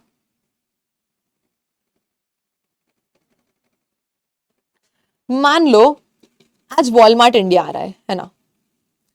मान लो आज वॉलमार्ट पहली बार इंडिया आने के बारे में सोच रहा है, आने के पहले उसने अपना एडवर्टाइजिंग शुरू करवा दिया। अब वॉलमार्ट ने मिस्टर रमेश को, इंडिया के एक पर्सन को, मिस्टर रमेश या मान लो रमेश लिमिटेड नाम की एक एडवर्टाइजमेंट कंपनी है जो लोगों को एडवर्टाइजिंग करने में हेल्प करती है। वॉलमार्ट आया रमेश लिमिटेड के पास कि हमें इंडिया के लोगों के बारे में ज्यादा पता नहीं है, हमें इंडिया में अपना एडवर्टाइजिंग चालू करना है, आप करो, एक काम करो, हम आपको 5 करोड़ देते हैं। 5 करोड़ पूरा आपको दिया, अब आप मीडिया ओनर्स से बात करो कैसे कहां पर एडवर्टाइजिंग देना है, सब आप करो। तो ये 5 करोड़ के लिए इनवॉइस कौन देगा वॉलमार्ट को? मैम रमेश सामने क्या दे देगा? Ma'am consideration. और ये अगर फॉरेक्स करेंसी में है, रेसिपिएंट आउटसाइड इंडिया है, सप्लायर इंडिया में है, दोनों मेरा एस्टैब्लिशमेंट ऑफ डिस्टिंक्ट पर्सन नहीं है, तो ऐसे केस में अपन इसको एक्सपोर्ट भी मान पाएंगे, क्योंकि जनरल प्रोविजन 13(2) के हिसाब से प्लेस ऑफ सप्लाई निकलेगा, जहां गवर्नमेंट ने क्या बोला कि वॉलमार्ट का लोकेशन यानी कि प्लेस ऑफ सप्लाई भी आउटसाइड इंडिया हो जाएगा। ट्रांजैक्शन 1। अब रमेश लिमिटेड क्या करेगा? रमेश लिमिटेड जाएगा स्टार प्लस के पास, रमेश लिमिटेड जाएगा जी के पास, रमेश लिमिटेड जाएगा सेटमेक्स के पास, इन सबको बोलेगा कि हमको तुम्हारे चैनल्स पे क्या करनी है, एड चलानी है। अब ये लोग कौन हो गए? ये मीडिया ओनर्स हो गए। ये लोग क्या करेंगे? एड चला के देने का सर्विस प्रोवाइड करेंगे। रमेश लिमिटेड सामने क्या करेगा? उसके लिए पैसा देगा। तो ऐसे केस में अब इनवॉइस कौन इशू करेगा? स्टार प्लस इसको इनवॉइस इशू करके देगा ना रमेश को। ये तो अपना जनरल सेक्शन 12 का ही सप्लाई हो गया, नॉर्मल एडवर्टाइजिंग 2 इंडिया के लोगों के बीच में, तो इसका कोई डाउट ही नहीं है। डाउट अपने को इसका था कि भाई रमेश जब वॉलमार्ट को ऐड करवा के दे रहा है तो क्या वो एज इंटरमीडियरी काम कर रहा है? नहीं मैम। रमेश ने क्या कभी वॉलमार्ट और स्टार प्लस को मिलवाया? कभी भी नहीं मैम। मतलब मीडिया ओनर और वॉलमार्ट तो कभी मिले ही नहीं, डायरेक्ट सप्लाई तो कभी हुआ ही नहीं। अगर डायरेक्ट सप्लाई हो जाता, मान लो रमेश क्या करता, रमेश ने बोला मुझे 5 करोड़ नहीं चाहिए, मुझे क्या करो आप, मुझे सिर्फ 1 करोड़ दे दो, मुझे सिर्फ 1 करोड़ दे दो, मैं सब काम आपको मिलवा के दूंगा सबसे। तो रमेश ने क्या करा, 1 करोड़ लिया और वॉलमार्ट को जाके स्टार प्लस से मिलवा दिया। अब ऐसे केस में स्टार प्लस ने सीधा अपना इनवॉइस वॉलमार्ट को ही दिया है 4 करोड़ का एड वगैरह दिखाने का, इसने इसको ही पैसा दिया है। तो ऐसे केस में अपन बोलेंगे कि रमेश क्या है, एक इंटरमीडियरी है। तो रमेश ने जो वॉलमार्ट से 1 करोड़ लिया ना, वो एज एन इंटरमीडियरी लिया है। तो सेक्शन 13(8) में सप्लायर का लोकेशन, रमेश का लोकेशन प्लेस ऑफ सप्लाई बन जाएगा for the service that he is providing. वो पूरा ही कॉन्ट्रैक्ट ले ले, फिर अपने हिसाब से ऐड करे तो जनरल प्रोविजन लगेगा, क्योंकि अब तो वो इंटरमीडियरी है ही नहीं। लेकिन वो पूरा कॉन्ट्रैक्ट नहीं ले रहा, वो एक्चुअली इंटरमीडियरी वाला ही काम कर रहा है, उन दोनों को मिलवा के देने का ही काम कर रहा है। तो ऐसे केस में अपन बोलेंगे कि अब इसने जो सर्विस दिया ना वो 13(8) इंटरमीडियरी में फॉल हो जाएगा। फोरम बताओ, गॉट इट? यस मैम, ये हुआ केस 1 और केस 2। ठीक है, अब डेटा होस्टिंग सर्विसेज क्या बोलती है? तो भाई ये जो इंडिया के बाहर के लोग होते हैं इनको क्या करना होता है, इंडिया के लोगों को, एंड यूजर्स, सब्सक्राइबर्स को क्लाउड कंप्यूटिंग सर्विसेज करके देना है। अब क्लाउड कंप्यूटिंग के लिए क्या होता है, बहुत सारा डेटा चाहिए होता है। तो ये लोग क्या करते हैं, इंडिया में ही डेटा होस्टिंग सर्विस प्रोवाइडर्स के साथ कॉन्ट्रैक्ट कर लेते हैं। अब ये लोग क्या करते हैं, या तो अपने खुद के प्रीमाइसेस या रेंटेड लीज प्रीमाइसेस पे पूरा सॉफ्टवेयर मतलब सर्वर्स वगैरह होते हैं जहां पे सारा डेटा रखते हैं। तो या तो ये लोग डेटा सेंटर ओन कर सकते हैं या ऑपरेट कर सकते हैं लीज प्रीमाइसेस पे, जहां पे ये लोग रेंट, पावर, इंफ्रास्ट्रक्चर, सिक्योरिटी, पूरा का पूरा सर्वर्स का, सॉफ्टवेयर का ध्यान रखने का रिस्पॉन्सिबिलिटी इनका होता है। तो ये कौन हुए, सप्लायर। इंडिया के बाहर कौन हुआ, रेसिपिएंट, जिसको क्लाउड कंप्यूटिंग सर्विसेज देने के लिए डेटा होस्टिंग का सर्विसेज चाहिए। तो डेटा होस्टिंग की सर्विसेज सिक्योरली आपका डेटा स्टोर और मैनेज करने के लिए इंडिया का कोई पर्सन इंडिया के बाहर के किसी पर्सन को प्रोवाइड कर रहा है। तो ऐसे केस में ये जनरल प्रोविजन 13(2) के हिसाब से ही प्लेस ऑफ सप्लाई डिटरमाइन होगा। समझना, पहली बात तो ये, जो तू टिकटॉक चलती है, माना ये सारी तेरी नहीं। पहली बात तो ये कि ये जो डेटा होस्टिंग सर्विस प्रोवाइडर है ना, ये कतई इंटरमीडियरी तो है ही नहीं। समझो, ऐसा तो हो नहीं रहा बिल्कुल भी कि भाई ये जो क्लाउड कंप्यूटिंग सर्विस प्रोवाइडर है, इसको जो एंड यूजर्स को क्लाउड कंप्यूटिंग का सर्विस देना है, क्या उसके लिए मैंने एज एन इंटरमीडियरी काम किया? नहीं, बिल्कुल भी नहीं। मैं तो एंड यूजर को जानती भी नहीं, मेरे को करना ही क्या है, मैं आपको आपका डेटा सिक्योरली स्टोर करके देने का सर्विस दे रही हूँ, दैट इज ऑल। मतलब मैं आप दोनों के बीच की इंटरमीडियरी तो हुई नहीं, 13(8) अप्लाई होने का तो कोई चांस ही नहीं है। दूसरा, जो सर्विस दिया है क्या वो इमूवेबल प्रॉपर्टी के रिलेशन में दिया है? मतलब ऐसा है क्या कि ये जो इंडिया के बाहर का क्लाउड कंप्यूटिंग सर्विस प्रोवाइडर है, इसने प्रॉपर्टी थोड़ी ना रेंट पे लिया है। अगर इसने इमूवेबल प्रॉपर्टी रेंट पे दिया होता तो 13(4) इमूवेबल प्रॉपर्टी अप्लाई हो जाता। मैंने बोला मुझे डेटा होस्टिंग का सर्विस चाहिए, मुझे जो सर्विस चाहिए वो डेटा होस्टिंग का है। अब कहाँ होस्ट करना है, कैसे होस्ट करना है, कौन सा प्रॉपर्टी लेना है, खरीदना है, रेंट करना है, वो सब तुम देखो ना। मतलब अपने बीच का जो ट्रांजैक्शन है ना, वो ना तो इमूवेबल प्रॉपर्टी से रिलेटेड है ना इंटरमीडियरी से रिलेटेड है। सिंपली इंडिया के बाहर के एक पर्सन ने इंडिया के एक पर्सन को डेटा होस्ट करके देने का सर्विस देने को बोला। तो ये कहाँ फॉल होना चाहिए, जनरल प्रोविजन में फॉल होना चाहिए। अब अगर ये जनरल प्रोविजन में फॉल हो जाता है तो सप्लायर कहाँ है, इंडिया में, रेसिपिएंट कहाँ है, आउटसाइड इंडिया। और अगर जनरल प्रोविजन है तो प्लेस ऑफ सप्लाई भी रेसिपिएंट का लोकेशन आउटसाइड इंडिया बन जाएगा। करेंसी फॉरेक्स में मिल गई, मेयर एस्टेब्लिशमेंट नहीं है, तो ये क्या बन जाएगा, ये एक्सपोर्ट भी बन जाएगा। बोलो समझ में आया? तो यहाँ पे हम बोलते हैं कि भाई ये जो डेटा होस्टिंग सर्विस प्रोवाइडर है और जो एंड कंज्यूमर है ना, उनके बीच में तो कोई कॉन्ट्रैक्ट ही नहीं है। मतलब हम इनको तो जानते ही नहीं है, हम दोनों को तो कोई मतलब ही नहीं है, तो हम इंटरमीडियरी है ऐसा तो बिल्कुल हो ही नहीं सकता है। तो DHTP सीधा डेटा होस्टिंग का service cloud computing service provider को देता है, प्रिंसिपल टू प्रिंसिपल बेसिस पे, ओन अकाउंट पे। मतलब यहाँ पे अपन सिंपली बोलेंगे कि भाई इसने इसको सर्विस दिया और इसने इसको सर्विस दिया, कोई किसी का इंटरमीडियरी नहीं है। तो कहीं भी 13(8) अप्लाई होने की कोई बात ही नहीं आती। 13(2) के हिसाब से ही सारे प्लेस ऑफ सप्लाईज डिटरमाइन हो जाएंगे। और डिटेल में अगर हम डिस्कस करें GSTR 1, या अब नया एक और एडिशन हो गया यहाँ पे 1A का, उसके बारे में तो हम क्या बोलते हैं भाई, कंटेंट क्या होगा GSTR 1 में, आप क्या क्या डेटा फर्निश करते हो गवर्नमेंट को। तो बेसिक कि भाई अपना GST नंबर क्या, लीगल नेम क्या, कौन से महीने के लिए, कौन से साल के लिए रिटर्न भर रहे हैं, क्या डॉक्यूमेंट्स इशू किए, HSN समरी वगैरह, वो सब तो चलो ठीक है। उसके अलावा अपन बोलते हैं अपन ने जितना भी सेल करा है, जितना भी मतलब मैम जितना भी, I will say B2B supply करा है, UIN होल्डर को सप्लाई किया, B2C सप्लाई करा है, या फिर या अपन बोलेंगे ओ दिस इज नॉट 2.5 लाख, इसको कट करके आप कर लेना 1 लाख। ये अब अमेंड हो गया, मतलब मैंने यहाँ तो अमेंड कर दिया था, यहाँ तो मैंने अमेंड कर दिया, इस टेबल में अमेंड करना रह गया है, इसको आप 1 लाख लिख लो, यहाँ पे इसको कट करके 1 लाख लिख लो। एराटा इशू करना पड़ेगा इसके लिए, चलो कोई नहीं। एक ये हो गया, और एक ITC चैप्टर में अपना रूल 38 प्रिंट होना रह गया था बुक में, ये 2 एराटाज है जो मैं आफ्टर द क्लास लास्ट में इशू कर दूंगी। चलिए ठीक है, यहाँ पे आप इसको करो 1 लाख, क्या है ये बताती हूँ अभी।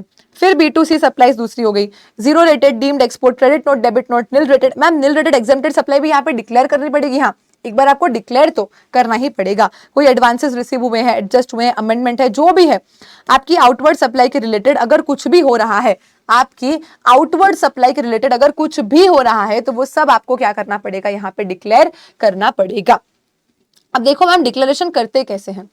तो जो आपने B2B सप्लाई करा है, मतलब आपका जो सामने रेसिपिएंट है वो भी जीएसटी में रजिस्टर्ड है मैम, मेरा जो रेसिपिएंट है वो भी जीएसटी में रजिस्टर्ड है, मैंने B2B सप्लाई करा है मैम, तो चाहे वो इंट्रा स्टेट हो चाहे वो इंटर स्टेट हो, मुझे इनवॉइस वाइज डिटेल ही देना पड़ेगा। कोई मुझे बता सकता है क्यों मुझे B2B सप्लाईज के लिए इनवॉइस वाइज डिटेल देना है? बहुत सिंपल लॉजिक है, 10 बार ऑलरेडी बता चुकी हूं। आई एम सेइंग कि अगर मैंने B2B सप्लाई करा है, अगर मैंने B2B सप्लाई करा है, तो मैम ऐसे केस में B2B सप्लाई के लिए हमेशा चाहे इंट्रा हो चाहे इंटर हो, क्यों मुझे इनवॉइस वाइज डिटेल ही देना पड़ेगा?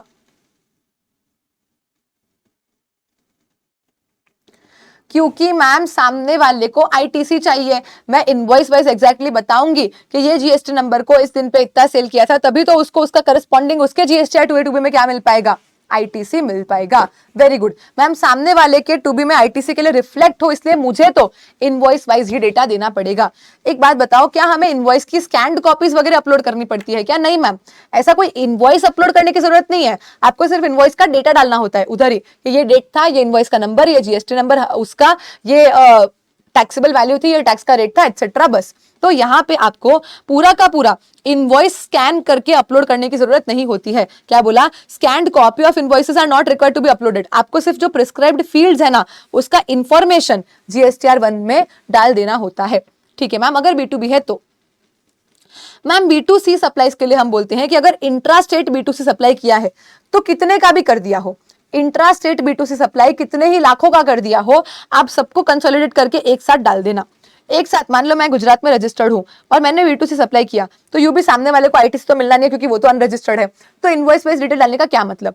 तो एक काम करो, पूरे महीने में गुजरात में जितना भी आपने इंट्रा स्टेट B2C सेल किया है ना, सबका टोटल करके एक साथ डाल दो कि इतना सेल, उस पर इतना CGST और उतना उस पर इतना SGST। लेकिन अगर इंटर स्टेट B2C सप्लाई करा है तो पहले यहाँ पे लिमिट 2.5 लाख की थी, जो अब यहाँ पे 1 लाख की हो चुकी है। अब यहाँ पे क्या बोला कि अगर B2C सप्लाई है जो अपने स्टेट के बाहर कर दिया, आपने इंटर स्टेट B2C सप्लाई कर दिया है, क्या बोला? अगर आपने इंटर स्टेट B2C सप्लाई कर दिया है तो मैम ऐसे केस में क्या हो जाएगा, आपको इनवॉइस का वैल्यू चेक करने का, जो इनवॉइस 1 लाख से ज्यादा अमाउंट के है ना, उसका आप इनवॉइस वाइज डिटेल डालो, और जो 1 लाख तक के अमाउंट्स है उसका आप क्या करो, स्टेट वाइज कंसोलिडेट करना। स्टेट वाइज क्यों मैम? ताकि पता चलना कि एग्जैक्टली कौन से स्टेट का कितना जीएसटी बन रहा है। तो मान लो कि मैंने गुजरात से, राजस्थान में, महाराष्ट्र में और मध्य प्रदेश में क्या कर दिया, B2C सप्लाई कर दिया, और वैल्यू मान लो कि क्या है, 1 लाख से कम ही है सारी। तो टोटल राजस्थान में कितना हुआ, उसका IGST, टोटल महाराष्ट्र में कितना हुआ, उसका IGST, टोटल राजस्थान में MP में कितना हुआ, उसका IGST। मतलब आपको सिंपली करना क्या है, हम बोल रहे हैं कि B2B सप्लाई जितना भी हुआ ना, चाहे इंटर है, इंट्रा है, वैल्यू कुछ भी है, इररिस्पेक्टिव ऑफ एवरीथिंग, हम क्या बोलेंगे, आपको इनवॉइस वाइज डिटेल ही देना पड़ेगा, ताकि सामने वाले को 2A और 2B में रिफ्लेक्ट हो जाए। लेकिन B2C सप्लाईज अगर इंट्रा स्टेट कर रहे हो तो यू फॉरगेट द वैल्यू, सब कुछ कंसोलिडेट कर सकते हो। अगर इंटर स्टेट B2C सप्लाई करा है ना, तो फिर आप देखो कि इनवॉइस का वैल्यू क्या है। अगर 1 लाख से ज्यादा है तो इनवॉइस वाइज देने का, 1 लाख तक है तो टोटल स्टेट वाइज कंसोलिडेट करके और आप जीएसटीआर 1 में डिटेल्स को शो कर सकते हो। मैम पूरे महीने में मैंने कोई बिजनेस ही नहीं करा, मेरा सेल है जीरो, तो भी क्या जीएसटीआर 1 भरना मैंडेटरी है? हाँ मैम, अगर आपने जीरो सेल किया है तो वो डिक्लेयर करो, वरना गवर्नमेंट तो वेट ही करती रहेगी ना कि आप कब रिटर्न भरोगे। गवर्नमेंट तो वेट ही करती रहेगी आपका कि कब आप सेल डिक्लेयर करोगे, तो हम बोलते नहीं है तो बोल दो कि नहीं है, बात खत्म करो भाई। मान लो अपन बोलते हैं नहीं, कंसोलिडेट में डिटेल नहीं जाता थारा, मतलब जैसे B2B सप्लाई में अपन जीएसटी नंबर देते हैं सामने वाले का कि भाई वो कौन है, किसको सेल किया, B2C में वैसा नहीं करने का। अब समझो कि आज एक स्टेशनरी शॉप है, धारा अंडरस्टैंड, आज एक स्टेशनरी शॉप है, एक दिन में कम से कम 100 लोग वहां जाते हैं, किसी ने पेन खरीदा, किसी ने बुक खरीदा, उसने आज तक कभी आपसे आपका नाम भी पूछा? नहीं मैम, क्यों? क्योंकि उसको करना क्या है, सिंपली जीएसटीआर 1 में वो सिंपल फिगर बता देगा कि बस कंसोलिडेटेड मैंने गुजरात में पूरे महीने में मान लो टोटल 9 लाख का सेल कर दिया, जिस पे इतना CGST, जिस पे इतना SGST। आपको डिटेल देने की कोई जरूरत नहीं है, क्योंकि 100 रेसिपिएंट, मान लो कि भाई मेरा अगर रेस्टोरेंट है, रोज के हजारों लोग यहाँ पे खाने आते हैं, मैंने कब किसी का डिटेल पूछा? आइसक्रीम पार्लर है, रोज के 100 लोग आइसक्रीम खा के जाते हैं, मैं थोड़ी ना सबका डिटेल पूछती हूँ। तो ऐसे केस में आप क्या करो, पूरे महीने में जितना भी कंसोलिडेटेड B2C सप्लाई हो गया है उन सबका फिगर एक साथ स्टेट वाइज डालने का। इंट्रा है तो अपने स्टेट का, इंटर है तो उस हर स्टेट में टोटल कितना हुआ उतना। लेकिन मैम अगर कोई ऐसा B2C बंदा आ जाए जो 1 लाख से बड़ा परचेस करता है ना आपसे, तो फिर उस इनवॉइस वाइज आपको पर्टिकुलर डिटेल डालनी पड़ती है। इनमें और इसमें इनवॉइस का डिटेल नहीं डालने का। समझ में आया? हाँ मैम। चलिए, मैं बोल रही हूँ कि अगर मैंने कोई सेल ही नहीं किया, अब जैसे कि मान लो अर्जुन ने किसी को प्रपोज कर दिया, ठीक है, लेट्स अज्यूम अर्जुन ने धारा को प्रपोज कर दिया। ए मैम हमको क्यों बकरा बना रहे हो? अरे अज्यूम करने में क्या जाता है, चलो ठीक है। अर्जुन ने धारा को प्रपोज कर दिया। अब ऐसे केस में धारा ने कोई जवाब ही नहीं दिया, चलो देखते हैं, अभी तो फ्रेंड्स है अपन। तो अर्जुन के मन में हमेशा होप रहेगी क्या? हाँ मैम, कि आज नहीं तो कल हो सकता है हाँ बोल दे। लेकिन वही धारा ने बोल दिया, अरे भैया क्या कर रहे हो? बाप रे मैम, कोई होप ही नहीं बची। दोस्त बोल देती तब तक भी ठीक था, सीधा भैया ही बोल दिया, तो मैम अब तो कोई होप ही नहीं बची। तो ऐसे केस में, चलो कुछ केसेस में होप हो सकती है, दैट्स अ सेपरेट थिंग। अपन तो बोलेंगे कि भाई होप नहीं बची है, तो भाई मैम डार्क नहीं हो गया? मैम ऐसे केस में अपन क्या बोलते हैं कि अगर बिजनेस नहीं है तो गवर्नमेंट को बता दो कि बिजनेस नहीं है, वरना गवर्नमेंट तो होप में रहेगी ना कि चलो चलो आज नहीं तो कल आप GSTR1 भरोगे। तो यहाँ हम बोलते हैं कि अगर कोई बिजनेस नहीं भी है तो भी आपको क्या करना है, GSTR1 फाइल करना है, ये मैंडेटरी है। Nil return can be filed through SMS facility also. भाई अगर कुछ डिक्लेयर ही नहीं करना है तो आपका जो रजिस्टर्ड मोबाइल नंबर होता है ना SMS, उससे आप एक OTP के थ्रू भी मोबाइल पे ही नील रिटर्न क्या कर सकते हो, फाइल कर सकते हो। बोलो हाँ के हाँ, बोलो हाँ कि हाँ। कोई होप ही नहीं रखने की, बोल देने का कि भाई बिजनेस नहीं है, नील रिटर्न है, ताकि बात क्लियर हो जाए। पर GSTR1 भरना तो हमेशा कंपलसरी मैंडेटरी हो ही जाएगा। डिस्क्लोजर, ये सेम टू सेम जो अपन टैक्स इनवॉइस के चैप्टर में पढ़े थे कि मैम अगर टर्नओवर 5 करोड़ तक है तो B2B में 4, B2C में ऑप्शनल 4 HSN कोड आपको फर्निश करना पड़ेगा। 5 करोड़ से ज्यादा टर्नओवर वालों को कंपलसरी 6 डिजिट का HSN कोड पोर्टल पे फर्निश करना पड़ता है। हम बोलते हैं कि भाई invoice related details can be uploaded on any time during the tax period and not just at the time of filing one. अच्छा हाँ, ये समझो क्या बोला इन लोगों ने कि जैसे अपन ने ऊपर पढ़ा कि अपन महीने के बीच में GSTR1 को नहीं भर सकते हैं। ये मान लो महीना खत्म भी हो गया और मुझे GSTR1 एक्चुअली भरना है 9 डेट को, तो क्या मैं आज ही 1st, 2nd, 3rd डेट को डेटा डाल के छोड़ सकती हूँ उसमें? हाँ मैम। आप इनवॉइस का डेटा GSTR1 फॉर्म ओपन करके उसमें कभी भी डाल के छोड़ दो, आप सबमिट भले बाद में करो। तो हम बोल रहे हैं कि ऐसा नहीं होता कि जब रिटर्न फाइल करने बैठे हैं उसी टाइम पे हम उसमें डेटा डालेंगे। आप इनवॉइस का डेटा कभी भी डाल सकते हो, टैक्स पीरियड के बीच में आप कभी भी इनवॉइस का डेटा डाल सकते हो, बस आपको फाइलिंग करने टाइम ही डेटा डालना ऐसा जरूरी नहीं है। फाइल करा तो वो फाइनल हो गया, अब वो गवर्नमेंट के पास चला गया, ठीक है ma'am. Details related to invoice can be modified, deleted any time, number of times till submission। अब समझो एक बार मैंने इनवॉइस का डिटेल डाल के रखा है, अभी तक सबमिट नहीं करा, GSTR1 फॉर्म में मैंने इनवॉइस का डिटेल डाल के रखा है, अभी तक फाइल नहीं किया, सबमिट नहीं किया, तो उसके टाइम तक तो गवर्नमेंट के पास गया ही नहीं, तो कितनी भी बार उसको चेंज करो ना। भाई मैंने मेरे मोबाइल में मैसेज लिख के रखा हुआ है, मैंने उसको भेजा नहीं, मैंने मोबाइल में मैसेज लिख के रखा हुआ है, मैंने उसको भेजा नहीं, तो मैम भेजने के पहले तो आप उसको कितनी भी बार चेंज कर लो ना। गुस्सा आया था, फट बड़ा सारा मैसेज लिख दिया, कैसा आदमी है तू, तेरे को शर्म नहीं आती, ये वो सब करके भेजा नहीं। अब 1-2 घंटे बाद शांति से सोचा, ऐसा लगा थोड़ा सा ज्यादा रूड हो गया मैम, थोड़ा सा एडिट करके फिर भेज दिया, चलता है ना। हाँ, तो हम वही बोल रहे हैं, भाई फाइल करो मत, करने के पहले जो डिटेल डाल के रखनी है रखो, उसको जितनी बार चेंज करना है करो। एक बार सबमिट हो गया ना, सबमिट, उसके बाद अमेंडमेंट कैसे होगा वो अपन अलग से प्रोसीजर देखते हैं कि भाई अगर करंट पीरियड में कुछ अमेंडमेंट करना है या प्रीवियस पीरियड के रिटर्न में कुछ अमेंडमेंट करना है तो क्या होगा, वो एक अलग प्रोसीजर है। पर मैम अभी तक तो हमने सबमिट करा ही नहीं है, तो सबमिट नहीं किया तब तक तो जो जितनी बार चेंज करना है करो, कौन मना कर रहा है। मैसेज लिख के रखा है, ड्राफ्ट में पड़ा है, भेजा नहीं है तो कितनी भी बार चेंज करो ना। समझ गए क्या? हाँ मैम। ये सब टाइम पास है, एग्जाम में नहीं आता ऐसा सब, लेकिन समझना जरूरी है, MCQ का कोई भरोसा नहीं। ये 1 लाख अमेंडमेंट है, पहले ये 2.5 लाख हुआ करता था, तो ये शायद आ सकता है, इसका एक ध्यान रखना। चलो बोलो बोलो जल्दी से बोलो, यहां तक सब ओके है क्या?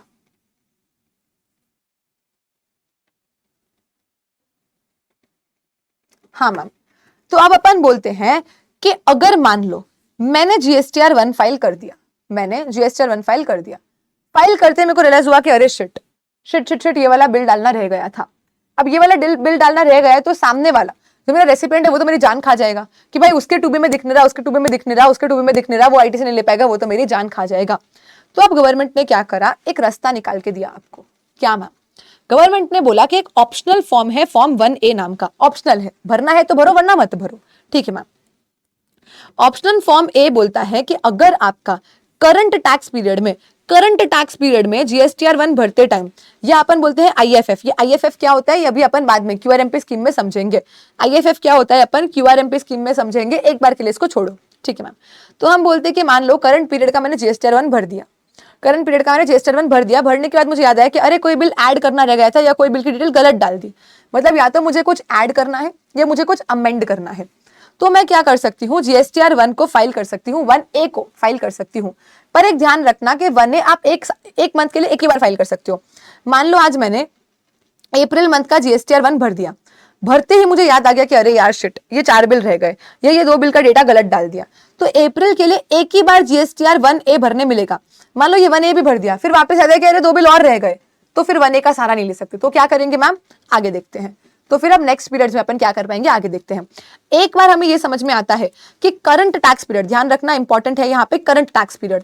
तो एक बार हम बोलते हैं कि अगर मैम करंट टैक्स पीरियड में कोई बिल डालना रह गया या कुछ गलत डाल दिया, तो आप ऐड या अमेंड कर सकते हो जीएसटीआर 1 को। कैसे मैम, जीएसटीआर 1A फॉर्म भर के। 1A आप पूरे महीने के लिए एक ही बार भर सकते हो और ऑप्शनल है, सबको भरना जरूरी नहीं है। करस्पॉन्डिंग चेंजेस जो भी आप जीएसटीआर 1A में करोगे वो आपके 3B में सेम टैक्स पीरियड में ही रिफ्लेक्ट हो जाएंगे, लेकिन 2B में रेसिपिएंट को अगले टैक्स पीरियड में रिफ्लेक्ट होंगे। ये थोड़ा सा मामला पेचीदा, क्या बोला है सुनो। हम बोल रहे हैं कि मान लो मेरे जीएसटीआर 1 मैंने भर दिया था 7 डेट को ही, अप्रैल का जीएसटीआर 1 लेट अस अज्यूम कि मैंने 7 मई को ही भर दिया था। 3B भरने की ड्यू डेट क्या होती है मैम, 20 में। तो मान लो मैम इसके बीच में कभी भी मैंने यहां से यहां तक बीच में कभी भी अगर मैंने जीएसटीआर 1A मेरा भर दिया है तो 1A का जो करस्पॉन्डिंग चेंजेस होगा ना वो 3B में तो इसी महीने रिफ्लेक्ट हो जाएगा। मतलब मान लो कि अगर मेरा कोई 100 रुपए का बिल डालना रह गया था, मैंने 1A में डाल दिया, तो इसी महीने के 3B में वो मेरी 100 पे लायबिलिटी तो गिन लेगा। लेकिन मैम मेरे रेसिपिएंट को ये क्रेडिट है ना, अगले महीने के 2B में ही रिफ्लेक्ट होगा। क्या बोला, 2A में उसको एक बार दिखने लग जाएगा, लेकिन 2B में तो मैम वो उसको कहां होगा, अगले महीने भी अब रिफ्लेक्ट होगा। तो हम बोलते हैं कि अगर आप जीएसटीआर 1A में जो चेंजेस करते हो ना उसका करस्पॉन्डिंग 3B में, क्योंकि मैम जो सेल 1 में दिखाया उसके ऊपर 3B में टैक्स भरना है, तो 1A में जो भी चेंज कर दिया ना वो आपके 3B के तो इसी महीने में आपको दिखने लग जाएगा, लेकिन 2B में रेसिपिएंट को कब दिखेगा मैम, अगले टैक्स पीरियड में दिखेगा। जीएसटीआर 1A भरने की कोई ड्यू डेट नहीं होती है। हम बोलते हैं कि भाई हर महीने क्यूआरएमपी के लिए हर क्वार्टर जब भी आपका ड्यू डेट और actual date of filing GSTR 1 है, विचएवर इज लेटर है, वहां से लेकर 3B तक कभी भी भरो। क्या बोला, मान लो कि भाई मैम मेरा जीएसटीआर 1 भरने का ड्यू डेट था 10, मैंने मान लो भर दिया था 7 को ही, तो 7 से लेके 3B कब तक भरोगे मैम, 20 तक। तब तक बीच में कभी भी 1A फाइल कर लो। मानो 10 ड्यू डेट था, मैंने 10 को ही भरा, तो हम बोलेंगे कि 10 से लेके आप क्या कर लो और अपने ड्यू डेट तक कभी भी जीएसटीआर 1A को फाइल कर लो। हम बोलते हैं कि भाई जब भी आपने ओरिजिनल विचएवर इज लेटर लेना है, आपको विचएवर इज लेटर लेना है, मतलब मैम अगर मैंने अप्रैल का रिटर्न 7 मई को ही भर दिया है तो भी मेरा 1A कब से ओपन होगा, आफ्टर 10th में। हम बोल रहे हैं कि या तो ड्यू डेट या तो एक्चुअल डेट ऑफ फाइलिंग, दोनों में से जो भी लेटर है जीएसटीआर 1 का, वहां से लेके जिस दिन आप 3B फाइल करोगे वहां तक किसी भी पीरियड में आप 1A को फाइल कर सकते हो, क्योंकि उसका डिटेल 3B में रिफ्लेक्ट हो जाता है सेम महीने में। तो मान लो मेरा ड्यू डेट था अप्रैल महीने का भरने का 10th में, पर मैंने अपना जीएसटीआर 1 भरा है 13 मई को, तो अब जीएसटीआर 1 भरने के बाद 13 मई से 20 मई तक कभी भी मैं क्या कर सकती हूँ, 1A में डाल के चेंज कर सकती हूँ। तो या तो जो एक्चुअल ड्यू डेट था या जो मेरा एक्चुअल फाइलिंग का डेट था, ड्यू डेट या एक्चुअल डेट जो भी लेटर है, वहां से लेके 3B जिस दिन भरूंगी वहां तक उस पीरियड में कभी भी मैं क्या कर सकती हूँ, अपना जीएसटीआर 1A फर्निश कर सकती हूँ। ठीक है मैम।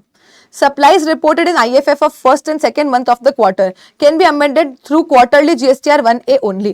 अब ये क्या है ना, ये मैं आपको IFF समझाने के बाद समझाऊंगी। ये जहां पे भी आपको QRMP IFF दिख रहा है, ये अपन पूरा एक बार QRMP स्कीम समझने के बाद मैं आपको यहाँ पे वापस लेके आऊंगी, तब आपको ये अच्छे से समझ में आ जाएगा। ठीक है मैम। अगर आपका जो चेंज है ना वो ऐसा है कि आपको रेसिपिएंट का जीएसटी नंबर बदलना है, जो आप जीएसटीआर 1 में रिपोर्ट कर चुके हो, तो वो आपका जीएसटीआर 1A से चेंज नहीं होगा। मतलब मैम 1A से मैं चेंज क्या कर सकती हूँ, 1A से या तो मैं कोई नया बिल ऐड कर सकती हूँ, या जो ऑलरेडी एडेड बिल है उसमें मान लो कि टैक्सेबल वैल्यू में कोई गलती हो गई, टैक्स में कोई गलती हो गई, मैं वो सब चेंज कर सकती हूँ। पर मान लो मैंने जीएसटीआर 1 में ऐसा बोला था कि मिस्टर राजू को सेल करा है, और अब 1A में चेंज करके मैं बोल रही हूँ कि नहीं नहीं नहीं राजू को नहीं, सॉरी साजू को सेल किया है, मतलब मैं रेसिपिएंट को ही बदल रही हूँ, तो वो यहाँ पे नहीं चलता है। वो क्या होगा मैम, वो फिर अगले महीने के जीएसटीआर 1 में जो अमेंडमेंट टेबल्स आती है जो अपन यहाँ डिस्कस करेंगे वहां से आपको चेंज करना पड़ेगा। मैं वापस सब समझा रही हूँ, ध्यान से सुनना, वापस सब कुछ समझा रही हूँ, ध्यान से सुनना। हम ऐसा बोल रहे हैं कि मैम इस महीने का जीएसटीआर 1 भर दिया, 3B बाकी है, भरने के बाद हमें याद आया कि कोई बिल रह गया था या कुछ डाला है जो गलत हो गया था, तो एक और फॉर्म आपके लिए गवर्नमेंट ने खोला है जीएसटीआर 1A नाम का, जिसका कोई ड्यू डेट नहीं है। जीएसटीआर 1 भरा या उसका due date whichever is later है, वहां से लेकर 3B भरोगे तब तक कभी भी बीच में आप 1A को फाइल कर सकते हो। 1A फाइल करा तो उसकी करस्पॉन्डिंग इफेक्ट 3B में तो तुरंत से उसी महीने दिख जाएगी, पर रेसिपिएंट को 2B में कब दिखेगी मैम, अगले महीने दिखेगी। ठीक है मैम, यहाँ पे हम हर टाइप के चेंजेस कर सकते हैं, लेकिन अगर हमको हमारे रेसिपिएंट का जीएसटी नंबर चेंज करना है, बेसिकली हमको हमारा रेसिपिएंट चेंज करना है, तो वो आप 1A से चेंज नहीं कर सकते। उसके लिए आपको यहाँ पे ये अमेंडमेंट टेबल्स का सहारा लेना पड़ेगा, जो मैं आपको अब बताऊंगी। बोलो यहां तक सब कुछ क्लियर है? 1A फॉर्म क्या है समझ में आया क्या मैम? 1A में हम वो डिटेल डाल सकते हैं जो 1 में डालनी रह गई थी या डाल दी पर गलत हो गई थी उसी सेम पीरियड में, जो उसी सेम पीरियड के 3B में तो रिफ्लेक्ट हो जाएगी, पर रेसिपिएंट को 2B में क्रेडिट अब बाद में ही मिलेगा, अगले महीने।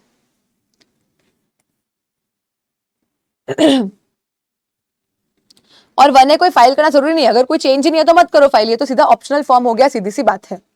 हाँ मैम, अब हम बोलते हैं कि मान लो या तो हमें हमारे रेसिपिएंट का जीएसटी नंबर चेंज करना है, मतलब रेसिपिएंट ही बदलना है, या तो मैम करंट पीरियड नहीं, अप्रैल महीने का कोई बिल था, अप्रैल का 3B वीबी सब भर दिया, जून में याद आया, जून में याद आया कि अरे बाप रे अप्रैल महीने का तो रह गया,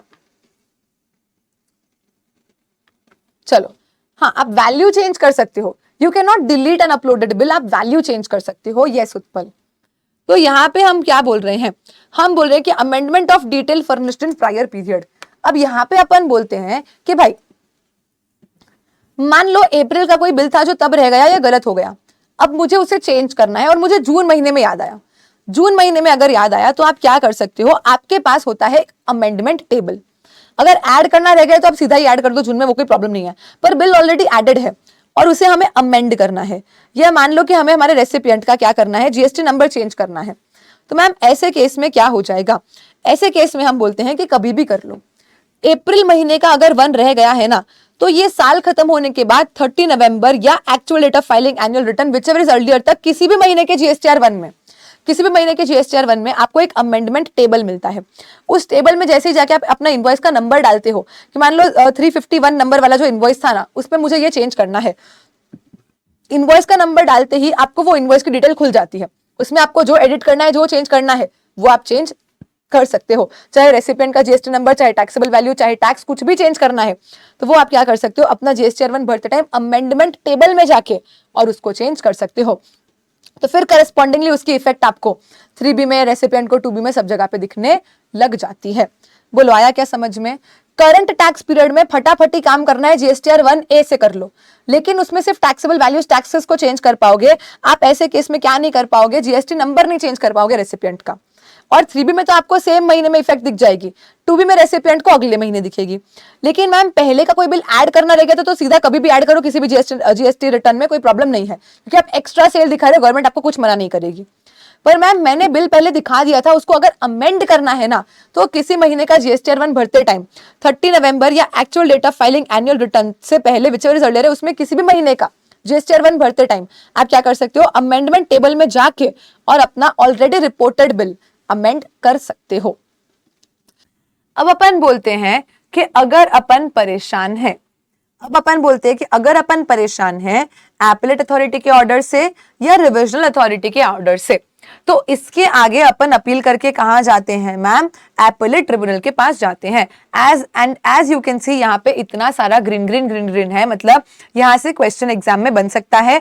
इस एक पेज पे अपील्स चैप्टर के जितने भी अमेंडमेंट है सारे इसी पेज पे है बस, इसके बाद पूरा वापस वही सेम टू सेम जो पहले चल रहा था वही है, लास्ट में एक थोड़ा सा है बस। उसके अलावा जितने भी अमेंडमेंट आए हैं अपील चैप्टर में सारे के सारे यहाँ पे इसी पेज में आपको ग्रीन ग्रीन ग्रीन ग्रीन देखने मिल जाएगा। लास्ट में करवाती हूं अभी हर्ष में, ठीक है। चलो, तो हियर वी आर सेइंग कि एपेलेट अथॉरिटी या रिविजनल अथॉरिटी के ऑर्डर के सामने या तो मैं अपील करूं या तो डिपार्टमेंट करे। अब समझना, एक रिविजनल अथॉरिटी के ऑर्डर का दोबारा से रिविजन नहीं हो सकता, आगे और अपील तो हो ही सकती है। यहां पे मैंने बोला कि एक ऑलरेडी रिविजन करे हुए ऑर्डर का आप दोबारा से रिविजन नहीं कर सकते, लेकिन उसके आगे अपील तो हो ही सकती है। हाँ मैम, तो यहां पे हम बोलेंगे कि या तो हम एपेलेट अथॉरिटी के ऑर्डर से परेशान है, हम या डिपार्टमेंट कोई भी, या रिविजनल अथॉरिटी के ऑर्डर से परेशान है, तो आप कहां पे जाओगे मैम? अब आप जाओगे एपेलेट ट्रिब्यूनल के पास। अब आप जाओगे एपेलेट ट्रिब्यूनल के पास, और ऐसे सिचुएशंस में अपन बोलेंगे अगर एसएससी चाहता है तो 3 मंथ प्लस 3 मंथ का कंडोनेशन ऑफ डिले, मतलब ओरिजिनल टाइम लिमिट तो यहाँ भी 3 महीने है जो मेरे पास ऊपर थी, राइट।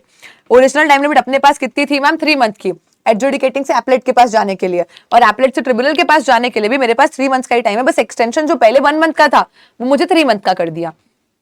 डिपार्टमेंट के केस में पहले भी 6 मंथ्स की टाइम लिमिट थी, अब भी 6 मंथ्स की टाइम लिमिट है, पर इनको अब एक्सटेंशन यहां से हटा दिया। ऊपर 6 + 1 मंथ था, यहाँ पे इनको स्ट्रेट 6 मंथ्स दे दिया है, नो एक्सटेंशन। हमारा टाइम लिमिट 3 मंथ का 3 मंथ सेम है, पर एक्सटेंशन 1 की जगह पे हमारे लिए यहाँ पे क्या कर दिया है? 3 मंथ्स का कर दिया है। अगेन इनको तो कोई प्री डिपॉजिट देने की जरूरत है नहीं, लेकिन हमें प्री डिपॉजिट देना पड़ता है। जो ऊपर दिया होता है उसका तो फिर आपको रिफंड मिल जाता है अगर आगे केस फाइल होता है तो, उसको जान दो। उसके अलावा in addition to that amount already deposited, आपको अब ये नया प्री डिपॉजिट यहां देना पड़ेगा। You are not going to wait कि उसका मुझे रिफंड मिलेगा, क्या होगा। आप हार गए हो तो वो लोग रख भी सकते हैं आपका pre deposit, that's all a separate thing. अब अगर नया अपील फाइल करना है, यू हैव टू पे न्यू प्री डिपॉजिट। तो हम बोलेंगे प्री डिपॉजिट यहां हो जाता है डबल। जितना आप एडमिट कर चुके हो वो तो 100% पे करना ही है, उसका तो कोई सवाल ही नहीं है। उसके अलावा हम बोलते हैं जो टैक्स इन डिस्प्यूट है ना, उसका 20% या मैक्सिमम 50 CR। ये क्या है ma'am? Under CGST act, which means IGST act में ये 50 CR क्या हो जाएगा? 100 करोड़ हो जाएगा, एंड परसेंटेज तो हमेशा सेम ही रहता है। अगेन हम केस जीत विच जाते हैं तो हमको क्या मिल जाता है? 9% पर एनम के साथ इस प्री डिपॉजिट का हमें रिफंड भी मिल जाता है। ठीक है मैम, बाकी फाइल जो करना है ना वो सब यहां पे अब अमेंड करा है। एज आई टोल्ड यू कि ऊपर जो अपना एडजुडिकेटिंग से एपेलेट के पास जाना था वो इलेक्ट्रॉनिकली वर्ड पीछे से मेंशन किया था। मैंने आपको क्या बताया था यहाँ पे कि अमेंडमेंट द्वारा अभी 1 साल पहले यहाँ पे ये इलेक्ट्रॉनिकली वर्ड को मेंशन करके इसको अमेंड करा गया था। ये सारे सेम टू सेम अमेंडमेंट अब यहाँ पे भी लाके इधर भी एप्लीकेबल कर दिए हैं कि भाई आपको यहाँ भी अपील इलेक्ट्रॉनिकली ही फाइल करनी है, लेकिन वही सेम टू सेम कि अगर नहीं है पोर्टल पे अवेलेबल तो मैन्युअली कर लो, कितने दिन में एक्नॉलेजमेंट आएगा, क्या होगा, एवरीथिंग सेम टू सेम आपको section 107 as it is apply हो जाएगा। इसलिए वो प्रोसीजर बहुत शांति से पढ़ाई की, वो सेम टू सेम प्रोसीजर वहां के लिए भी एप्लीकेबल है, तो यहाँ दोबारा पढ़ाने का कोई सेंस नहीं बनता है। यहाँ पे भी हम यही बोलेंगे, यहाँ पे भी हम यही बोलेंगे कि भाई इलेक्ट्रॉनिकली ही आपको नॉर्मली अपील भरनी होती है, लेकिन इधर अगर रजिस्ट्रार आपको अलाउ कर दे तो आप मैन्युअली कर सकते हो। हावेवर वही इलेक्ट्रॉनिकली करोगे तो प्रोविजनल वाला दिन ही फाइनल वाला दिन मान लिया जाएगा, लेकिन अगर मैन्युअली करोगे तो 7 दिन के अंदर आपको कॉपी देना है, 7 दिन में दोगे तो फाइनल वही माना जाएगा, बाद में दोगे तो जब दोगे तब फाइनल माना जाएगा। Everything ditto same to same, जो ऊपर एप्लीकेबल था वो ही यहाँ पे भी एप्लीकेबल हो जाएगा। इसको अब अमेंड करा गया है, वो पहले से अमेंड हो गया था। ठीक है मैम, उसके बाद अपन बोलते हैं कि ऊपर when I had to go from adjudicating authority to appellate authority, मुझे कोई फीस नहीं लगता था, बस एक प्री डिपॉजिट देना है। जो मैं केस हार गई तो यू भी अप्लाई हो जाएगा, और अगर जीत गई तो मुझे वापस मिल जाएगा। लेकिन यहाँ पे हमें एक फीस देनी पड़ती है, फीस जो तो गई, फीस तो कभी वापस मिलती नहीं है।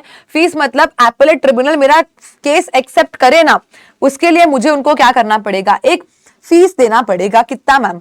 For every 1 lakh rupees involve, जितना भी मैं अपील का मेरा अमाउंट है, टैक्स, ITC, रिफंड, जो जिसके भी सामने मैं अपील कर रही हूँ कि डिपार्टमेंट मुझसे 1 लाख का टैक्स मांग रहा है, 1 लाख का ITC वापस मांग रहा है, रिफंड मांग रहा है, जो भी है, for every 1 lakh of the amount involve I will have to give 1000 rupees as fees. और ये मैक्सिमम हो सकता है कितना मैम? 25,000। क्या बोला? For every 1 lakh, for every 1 lakh rupees involve, for every 1 lakh 10,000 is the fees, और मैक्सिमम फीस होगी आपकी 25,000। मतलब अगर 25 लाख से भी बड़ा अमाउंट है जिसके लिए आप अपील कर रहे हो तो भी फीस तो मैक्सिमम 25,000 पे रिस्ट्रिक्ट हो जाएगी। पहले मिनिमम फीस यहाँ पे नहीं थी, पहले यहाँ पे मिनिमम फीस नहीं थी, विच मीन्स यहाँ पे अगर मैं सिर्फ 1 लाख का अमाउंट को डिस्प्यूट करूं ना तो मुझे 1000 ही फीस लगती थी। अब डिपार्टमेंट ने अमेंडमेंट से ला दिया कि भाई मिनिमम 5,000 का फीस तो हम लोग लेने ही वाले हैं। क्या बोला? मिनिमम 5,000 का फीस तो हम लोग लेने ही वाले हैं। यानी यहां पे हम बोलेंगे for every 1 lakh of the tax involve आपको 1,000 फीस देना है, जो मैक्सिमम जाएगा 25,000, और मिनिमम अगर अमाउंट इससे कम आता है ना तो भी मिनिमम अपने को 5,000 का फीस तो लगेगा ही लगेगा। ठीक है मैम। प्री डिपॉजिट क्या बोलता है? 20% ऑफ टैक्स एंड डिस्प्यूट और maximum 50 CR in addition to the amount already deposited. ठीक है। एंड उसके अलावा आपको रिफंड मिल जाएगा 9% पर एनम के हिसाब से अगर आप केस जीत जाते हो तो। मेमोरेंडम ऑफ क्रॉस ऑब्जेक्शन क्या बोलता है मैम? कि भाई मान लो या तो डिपार्टमेंट ने अपील करी या मैंने अपील करी, तो फिर अगर मैंने अपील कर दी तो डिपार्टमेंट को उसका जवाब देने के लिए कुछ टाइम मिलना चाहिए। उन्होंने अपील कर दिया तो मुझे जवाब देने के लिए कुछ टाइम मिलना चाहिए। मतलब जिसने भी अपील करा उसके सामने वाली पार्टी क्या करेगी? क्रॉस ऑब्जेक्शन फाइल करेगी। वो क्रॉस ऑब्जेक्शन आपको 45 डेज प्लस 45 डेज में जीएसटी एपीएल 06 में फाइल कर देने का। तो जिस दिन मेरा सामने वाला पर्सन अपील करेगा, मुझे डिपार्टमेंट इन्फॉर्म कर देगी कि भाई अपील आई है तुम्हारे सामने, तो वहां से मुझे 45 डेज प्लस 45 डेज में जो भी वो बोल रहा है उसके सामने मुझे क्या बोलना है, मेरा क्या मेमोरेंडम ऑफ क्रॉस ऑब्जेक्शन है, वो मुझे क्या कर देना पड़ेगा? यहाँ पे सबमिट कर देना पड़ेगा। Yes ma'am, done. और विड्रॉल के लिए भी यहाँ पे पहले कोई प्रोविजन नहीं था, अब इंसर्ट कर दिया है वही same to same time limit कि कभी भी बिफोर ये लोग कोई भी ऑर्डर इशू करे उसके पहले आपको कभी भी विड्रॉल करना है आप कर लो, लेकिन अगर फाइनल एक्नॉलेजमेंट इशू हो चुका था तो अब आपको अप्रूवल लेना पड़ेगा। ऊपर अप्रूवल लेने के लिए 7 दिन का टाइम था, यहाँ पे अप्रूवल लेने के लिए 15 दिन का टाइम है विड्रॉल के सिचुएशन में।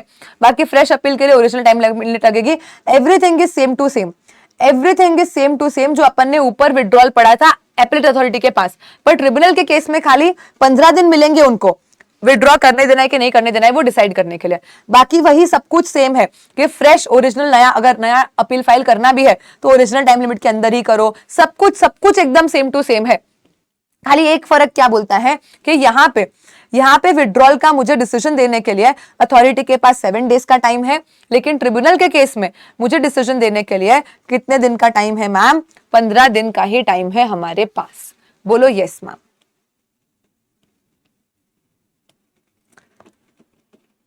तो अब अपन समझते हैं कि कैसे होगा एपीलेट ट्रिब्यूनल के पास हमारा अपील। ये तो सारा बैक एंड काम हो गया कि अगर एपीलेट अथॉरिटी या रिविजनल अथॉरिटी से आपको ट्रिब्यूनल के पास जाना है तो ऐसे केस में आपको प्री डिपॉजिट देना पड़ेगा, इतने टाइम में जाना पड़ेगा, क्रॉस ऑब्जेक्शन फाइल करना पड़ेगा, ये फीस भरनी पड़ेगी, विड्रॉल हो सकता है, एटसेट्रा एटसेट्रा। अब अपील चली गई, कैसे सुनी जाएगी, क्या होगा, ये डिस्कस करना है। यहां तक सब क्लियर है क्या? बोलो। यहां तक सब कुछ क्लियर है क्या? बोलो ना।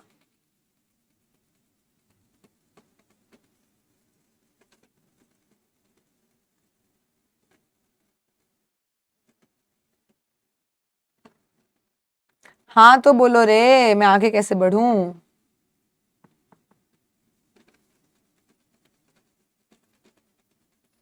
मिनिमम फीस 5,000, बस ये ध्यान रखना, मिनिमम फीस 5,000 ध्यान रखना, ये नया अमेंडमेंट है। ठीक है मैम, चलिए अब अपन बोलते हैं एपीलेट ट्रिब्यूनल के बारे में। एपीलेट ट्रिब्यूनल क्या बोलता है? पहले तो यहाँ पे एक अमेंडमेंट आया है, सेक्शन 177 एंटी प्रॉफिटरिंग, 171 एक सेक्शन है एंटी प्रॉफिटरिंग को लेके। एंटी प्रॉफिटरिंग क्या होता है मैंने आपको थोड़ा सा आइडिया दिया था if you remember registration chapter में, कि अगर मान लो गवर्नमेंट ने टैक्स के रेट्स कम करे हैं तो उसका जो बेनिफिट है ना वो हमें मिलना चाहिए एज कस्टमर्स, ना कि शॉपकीपर्स को या सप्लायर्स को अपना प्राइसेस बेस प्राइस बढ़ा के और जीएसटी एडजस्ट करके वो इसका प्रॉफिट अगर बढ़ाते हैं तो इस चीज को प्रॉफिटियरिंग कहा जाता है, जिसके अगेंस्ट गवर्नमेंट ने लॉस बनाए हैं एंटी प्रॉफिटियरिंग नाम के। ठीक है मैम। तो ऐसे केस में पहले एंटी प्रॉफिटरिंग रिलेटेड सारे के सारे केसेस, हाँ वो कॉफी वाला एग्जांपल था, स्टारबक्स का एग्जांपल लेके मैंने आपको समझाया था, तो पहले जितने भी एंटी प्रॉफिटरिंग के केसेस होते थे वो सब कंपटीशन कमीशन ऑफ इंडिया सुनता था। ये आएगा आपको मिसलेनियस चैप्टर में, मिसलेनियस नाम का जो चैप्टर है ना उसमें अपन एंटी प्रॉफिटरिंग के बारे में पढ़ेंगे। तो till now before this amendment जो भी केस है एंटी प्रॉफिटरिंग का, पहले नेशनल एंटी प्रॉफिटरिंग अथॉरिटी सुनती थी, उसके बाद इसको रद्द किया गया, कंपटीशन कमीशन ऑफ इंडिया को बोला कि तुम ये केसेस सुनो, और अब अपन ने क्या कर दिया है, जीएसटी के एपेलेट ट्रिब्यूनल को ही क्या कर दिया है, अपन ने इसके लिए एम्पावर कर दिया है कि अब यहाँ पे ये जो एंटी प्रॉफिटरिंग के प्रोविजंस है वो ये जीएसटी की एपेलेट अथॉरिटी भी सुन सकती है। बोलो हाँ, आएगा, ये वापस आएगा। सेक्शन 171 में आपको पढ़ाने वाली हूँ मिसलेनियस के साथ, एक बार आपको तन मन धन की शांति हो जाए इसके लिए दिखा देती हूँ। ये रहा पूरा का पूरा, इधर सेम टू सेम अमेंडमेंट जो यहाँ पे दिया है एपेलेट ट्रिब्यूनल के लिए, ये एंटी प्रॉफिटरिंग मेजर को लेके हर एक चीज समझाऊंगी कैसे क्या। पहले कॉम्पिटिशन कमीशन ऑफ इंडिया था, फिर ये आ गया। We are going to discuss this, wait till we arrive at the chapter of miscellaneous provisions. ठीक है मैम, तो अभी सिंपल बस इतना सा याद रखो कि पहले जो एंटी प्रॉफिटरिंग के केसेस थे वो सिर्फ और सिर्फ कंपटीशन कमीशन ऑफ इंडिया सुनता था, लेकिन अब गवर्नमेंट ने बोला कि भाई एक डेट से हम इस अथॉरिटी को अब एक्सेप्ट, कंपटीशन कमीशन को भी हम हटाना चाहते हैं, और अब से हम सिर्फ और सिर्फ एपेलेट ट्रिब्यूनल को ही सारे राइट्स देना चाहते हैं। तो धीरे धीरे करके क्या करेंगे, सारे के सारे केसेस इधर से इधर ट्रांसफर कर लेंगे। एक डेट नोटिफाई होगी कि जब से तो कंपटीशन कमीशन एलिजिबल नहीं रहेगी कि बस अब इसके बाद तो क्या करना है अपने को, सारे केसेस इसी को सुनाने हैं, एंटी ये अपना एपेलेट ट्रिब्यूनल को ही। एक सेकेंड,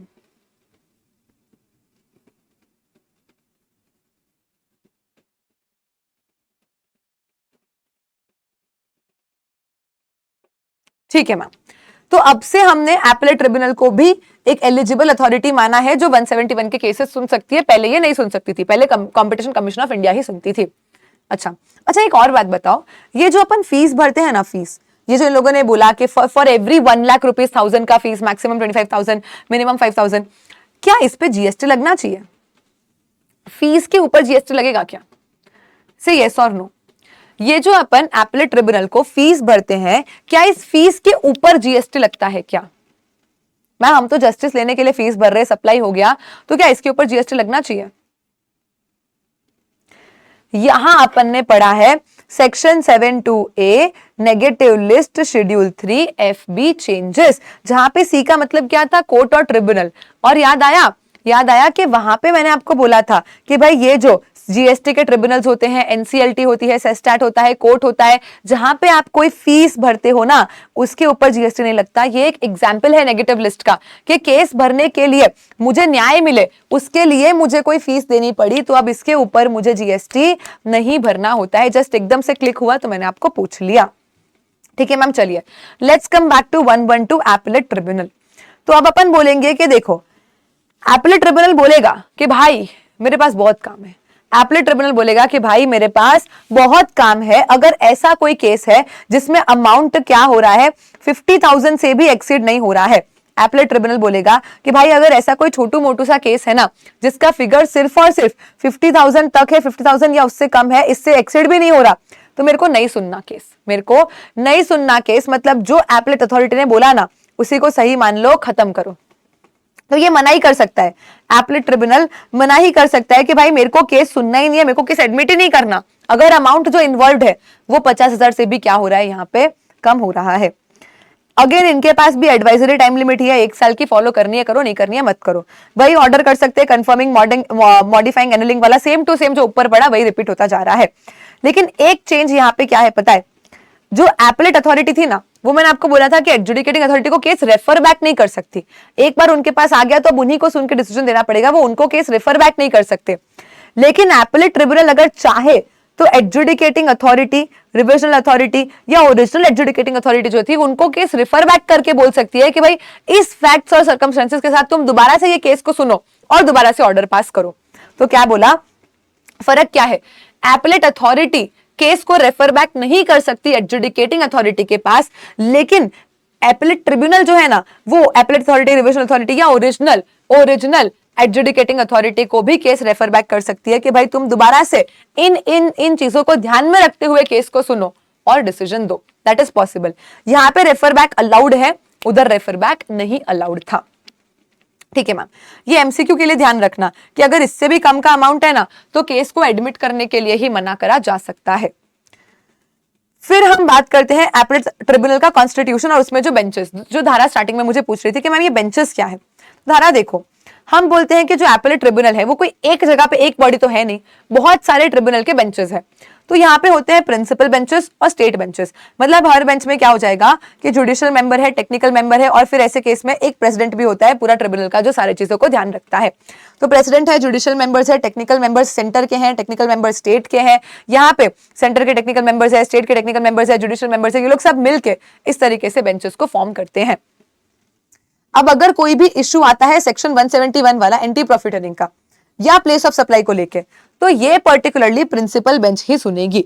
देखो वैसे तो कोई भी केस सुन सकता है, लेकिन ये जो दो मैटर के वाले केस है ना, पर्टिकुलरली कौन से दो मैम, 171 एंटी प्रॉफिटरिंग वाले और प्लेस ऑफ सप्लाई को लेके, इन दो चीजों को लेके अगर पर्टिकुलरली कोई मैटर अराइज हो जाता है जिसके सामने अपील हो रही है, तो वो अपील मैंडेटरीली आपको कहां करनी पड़ेगी मैम, प्रिंसिपल बेंच को ही करनी पड़ेगी। आप स्टेट बेंच के पास ये पावर ही नहीं है, स्टेट बेंच के पास ये पावर ही नहीं है कि वो सेक्शन 171 या फिर प्लेस ऑफ सप्लाई वाला मैटर सुन सके। Yes ma'am. So clarification regarding the monetary limits fixed by the authority, GST tribunal, it is GST appellate tribunal, 20 lakh, High Court 1 crore, Supreme Court 2 crore. Now which amounts I have to take in 20 lakh, 1 crore and 2 crore. So first of all, if the matter that is disputed is for tax, now it can be only tax, it can be tax plus interest plus penalty, with interest, without interest, with penalty, without penalty, but whenever tax is involved, I only have to see the tax that is disputed. Total. CGST, SGST, IGST, everything total till 20 lakh, 1 crore or 2 crore I will see. Which means ma'am, without interest, without penalty, yes. If it is only tax, then you see only tax. If it is tax with or without interest or with or without penalty, you but still have to see only the amount of aggregate tax and dispute that is involved. Now this will include CGST, SGST, UTGST, IGST, compensation says everything. It will not include interest and penalty here. But ma'am, the matter that I am disputing is not for tax. The matter that I am disputing is only for interest, only for penalty, only for late fees, what to do. Then you see that amount of interest, penalty or late fees. So we are saying that if the appeal is without tax, if the appeal is without tax for other amounts, that is let's say interest, penalty, late fees without involving tax, then you take all these amounts. If it is for interest, you take total of interest. It should be less than 20 lakh, 1 crore, 2 crore. If it is for penalty, for late fees, or if it is interest plus penalty plus late fees without tax, then you can take these amounts, and these amounts should be less than 20 lakh, 1 crore or 2 crore. Then officer will not file the appeal. However, if it is tax plus any of this amount, then only tax I have to see in the dispute to determine the monetary limit. If it is for refund, whatever refund amount is involved, including CSI, GST, that amount I have to check. If it is up to 20 lakh, 1 crore, 2 crore, it is okay. The department should refrain from filing the appeals. Are you understanding? Say yes, ma'am. So the monetary limit shall be applied on the disputed amount of tax, interest, penalty, late fees as the case may be for which you are filing the appeal. On only the disputed amount. Let us see. Let us say that the entire order is for 100 crore rupees. But what we are disputing is only 20 crore. I have to see 20 crore and apply the limits accordingly. So I don't have to see the amount of full order. I only have to see the amount that I am disputing. And for that disputed amount, 20 lakh, 1 crore or 2 crore limit is going to be applicable. Okay, ma'am. In a composite order which disposes more than one appeal or demand notices. Now, of course, it is possible that a single case is disposing the matters in respect of 2 or 3 show cause notices or orders. Ma'am, do I have to apply the monetary limits separately, or the monetary limits shall be combined for all the orders? The answer is I have to take a total. In this particular composite order, for this particular composite order, if 2 or more demand notices or orders are involved for which decision is given, I have to take total of tax, interest, penalty, late fees, everything as the case may be on the amount total, not on individual orders. I don't have to then see the individual show cause notices or orders if they are all combined and decided together only. So now they become one case only. So total only I have to take for all and apply the limits accordingly.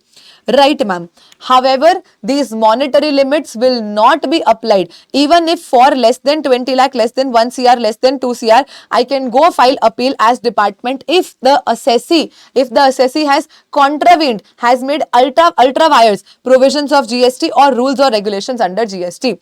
So either I am violating the sections of GST Act or I am violating the rules or regulations of GST Act. I'm doing ultra wires everything to the Constitution of India, or let us say I am not abiding by any order, notification, instruction, circular, etc. issued by the government. So if I am contravening all the act's provisions, if I am holding everything ultra wire, then to of course for even, which means now the question of law gets involved. No. So here even for less than these amounts, the department is open to go and file an appeal. Nobody will stop them.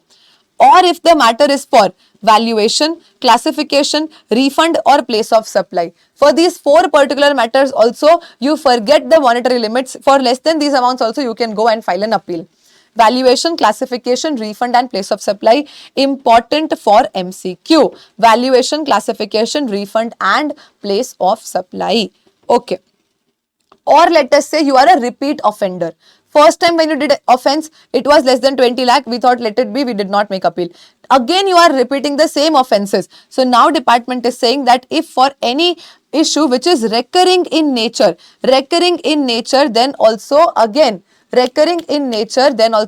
you can go and make an appeal. See, first of all, this is all for section 120 about the department, not for us. So government is saying that it is on department to not file appeal. It is on department to not file appeal in these particular cases. Government has also given monetary limits that for less than these amounts you please don't make an appeal. However, for matters pertaining to valuation, classification, refund, place of supply, repeat offense or the entire question of law being held ultra vires.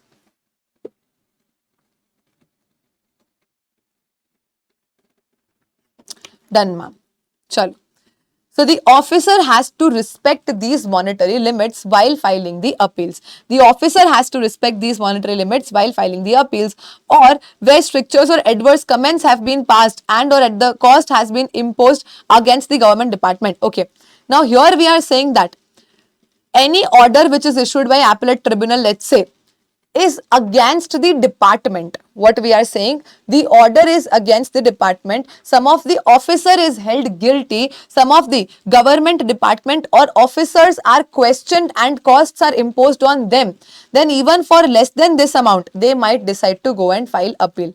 What we are saying, if you are trying to recover more taxes from the taxpayer, then you don't file the appeal for these small amounts. But if the authority has questioned the officer only, the authority says that this officer is incorrect, the officer, why he will not file appeal? Of course, he will go and file appeal for even less than this amount. So if the government department or officers are kept in question, or the officers are kept against the adverse comments, then they can of course go and file appeal for even less than this amount. Understood, ma'am? And then we are saying that if there is any case where the officer thinks, now this we have left it open on the officer's own point of view. Ayushi, your doubt here, if the officer feels that it is important, it is necessary, I should file appeal even if the amount is less, it is important in interest of revenue or justice, then the officer might decide to still go and file appeal. Otherwise, normally he will always have to respect these time limits, make a total and decide what the matter is, and then take a decision whether to file the appeal or not. And of course, again, non-filing for one person shall not preclude the officer to file the appeal for another person in similar situation where there are questions of law being involved or the monetary limit is exceeding. Say yes, understood. Any other case or cases where officer thinks fit, officer can still go appeal. Otherwise, normally always they are going to follow all these provisions and monetary limits.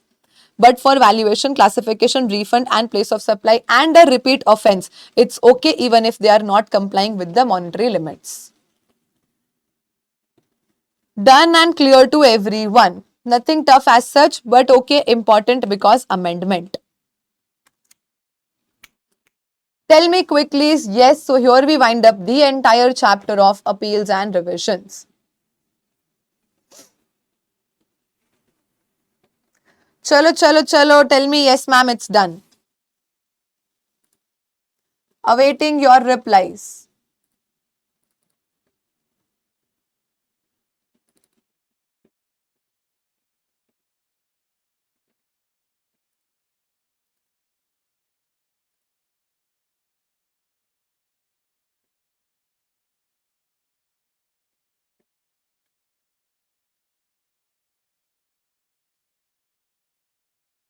चलो, the amendment simply says that section 120 tells the officers to not file appeals unnecessarily because we already have a lot of burden of cases. If the amounts for tribunal 20 lakh, High Court 1 crore, Supreme Court 2 crore, you don't file appeals. However, if you feel that it is important in justice and revenue, you can still file appeals. While considering this 20 lakh, 1 crore, 2 crore, if it is a tax involving amount, I'll be only taking the tax. But without tax, if the other amounts I'm disputing, then these other amounts I'm going to take. If the person has contravened the entire law, means the question of law is involved, then you can go file appeal. Or if the question is for valuation, classification, refund, place of supply or repeat offense, then also you can go and file an appeal. Done, Ayushi? Say yes, ma'am.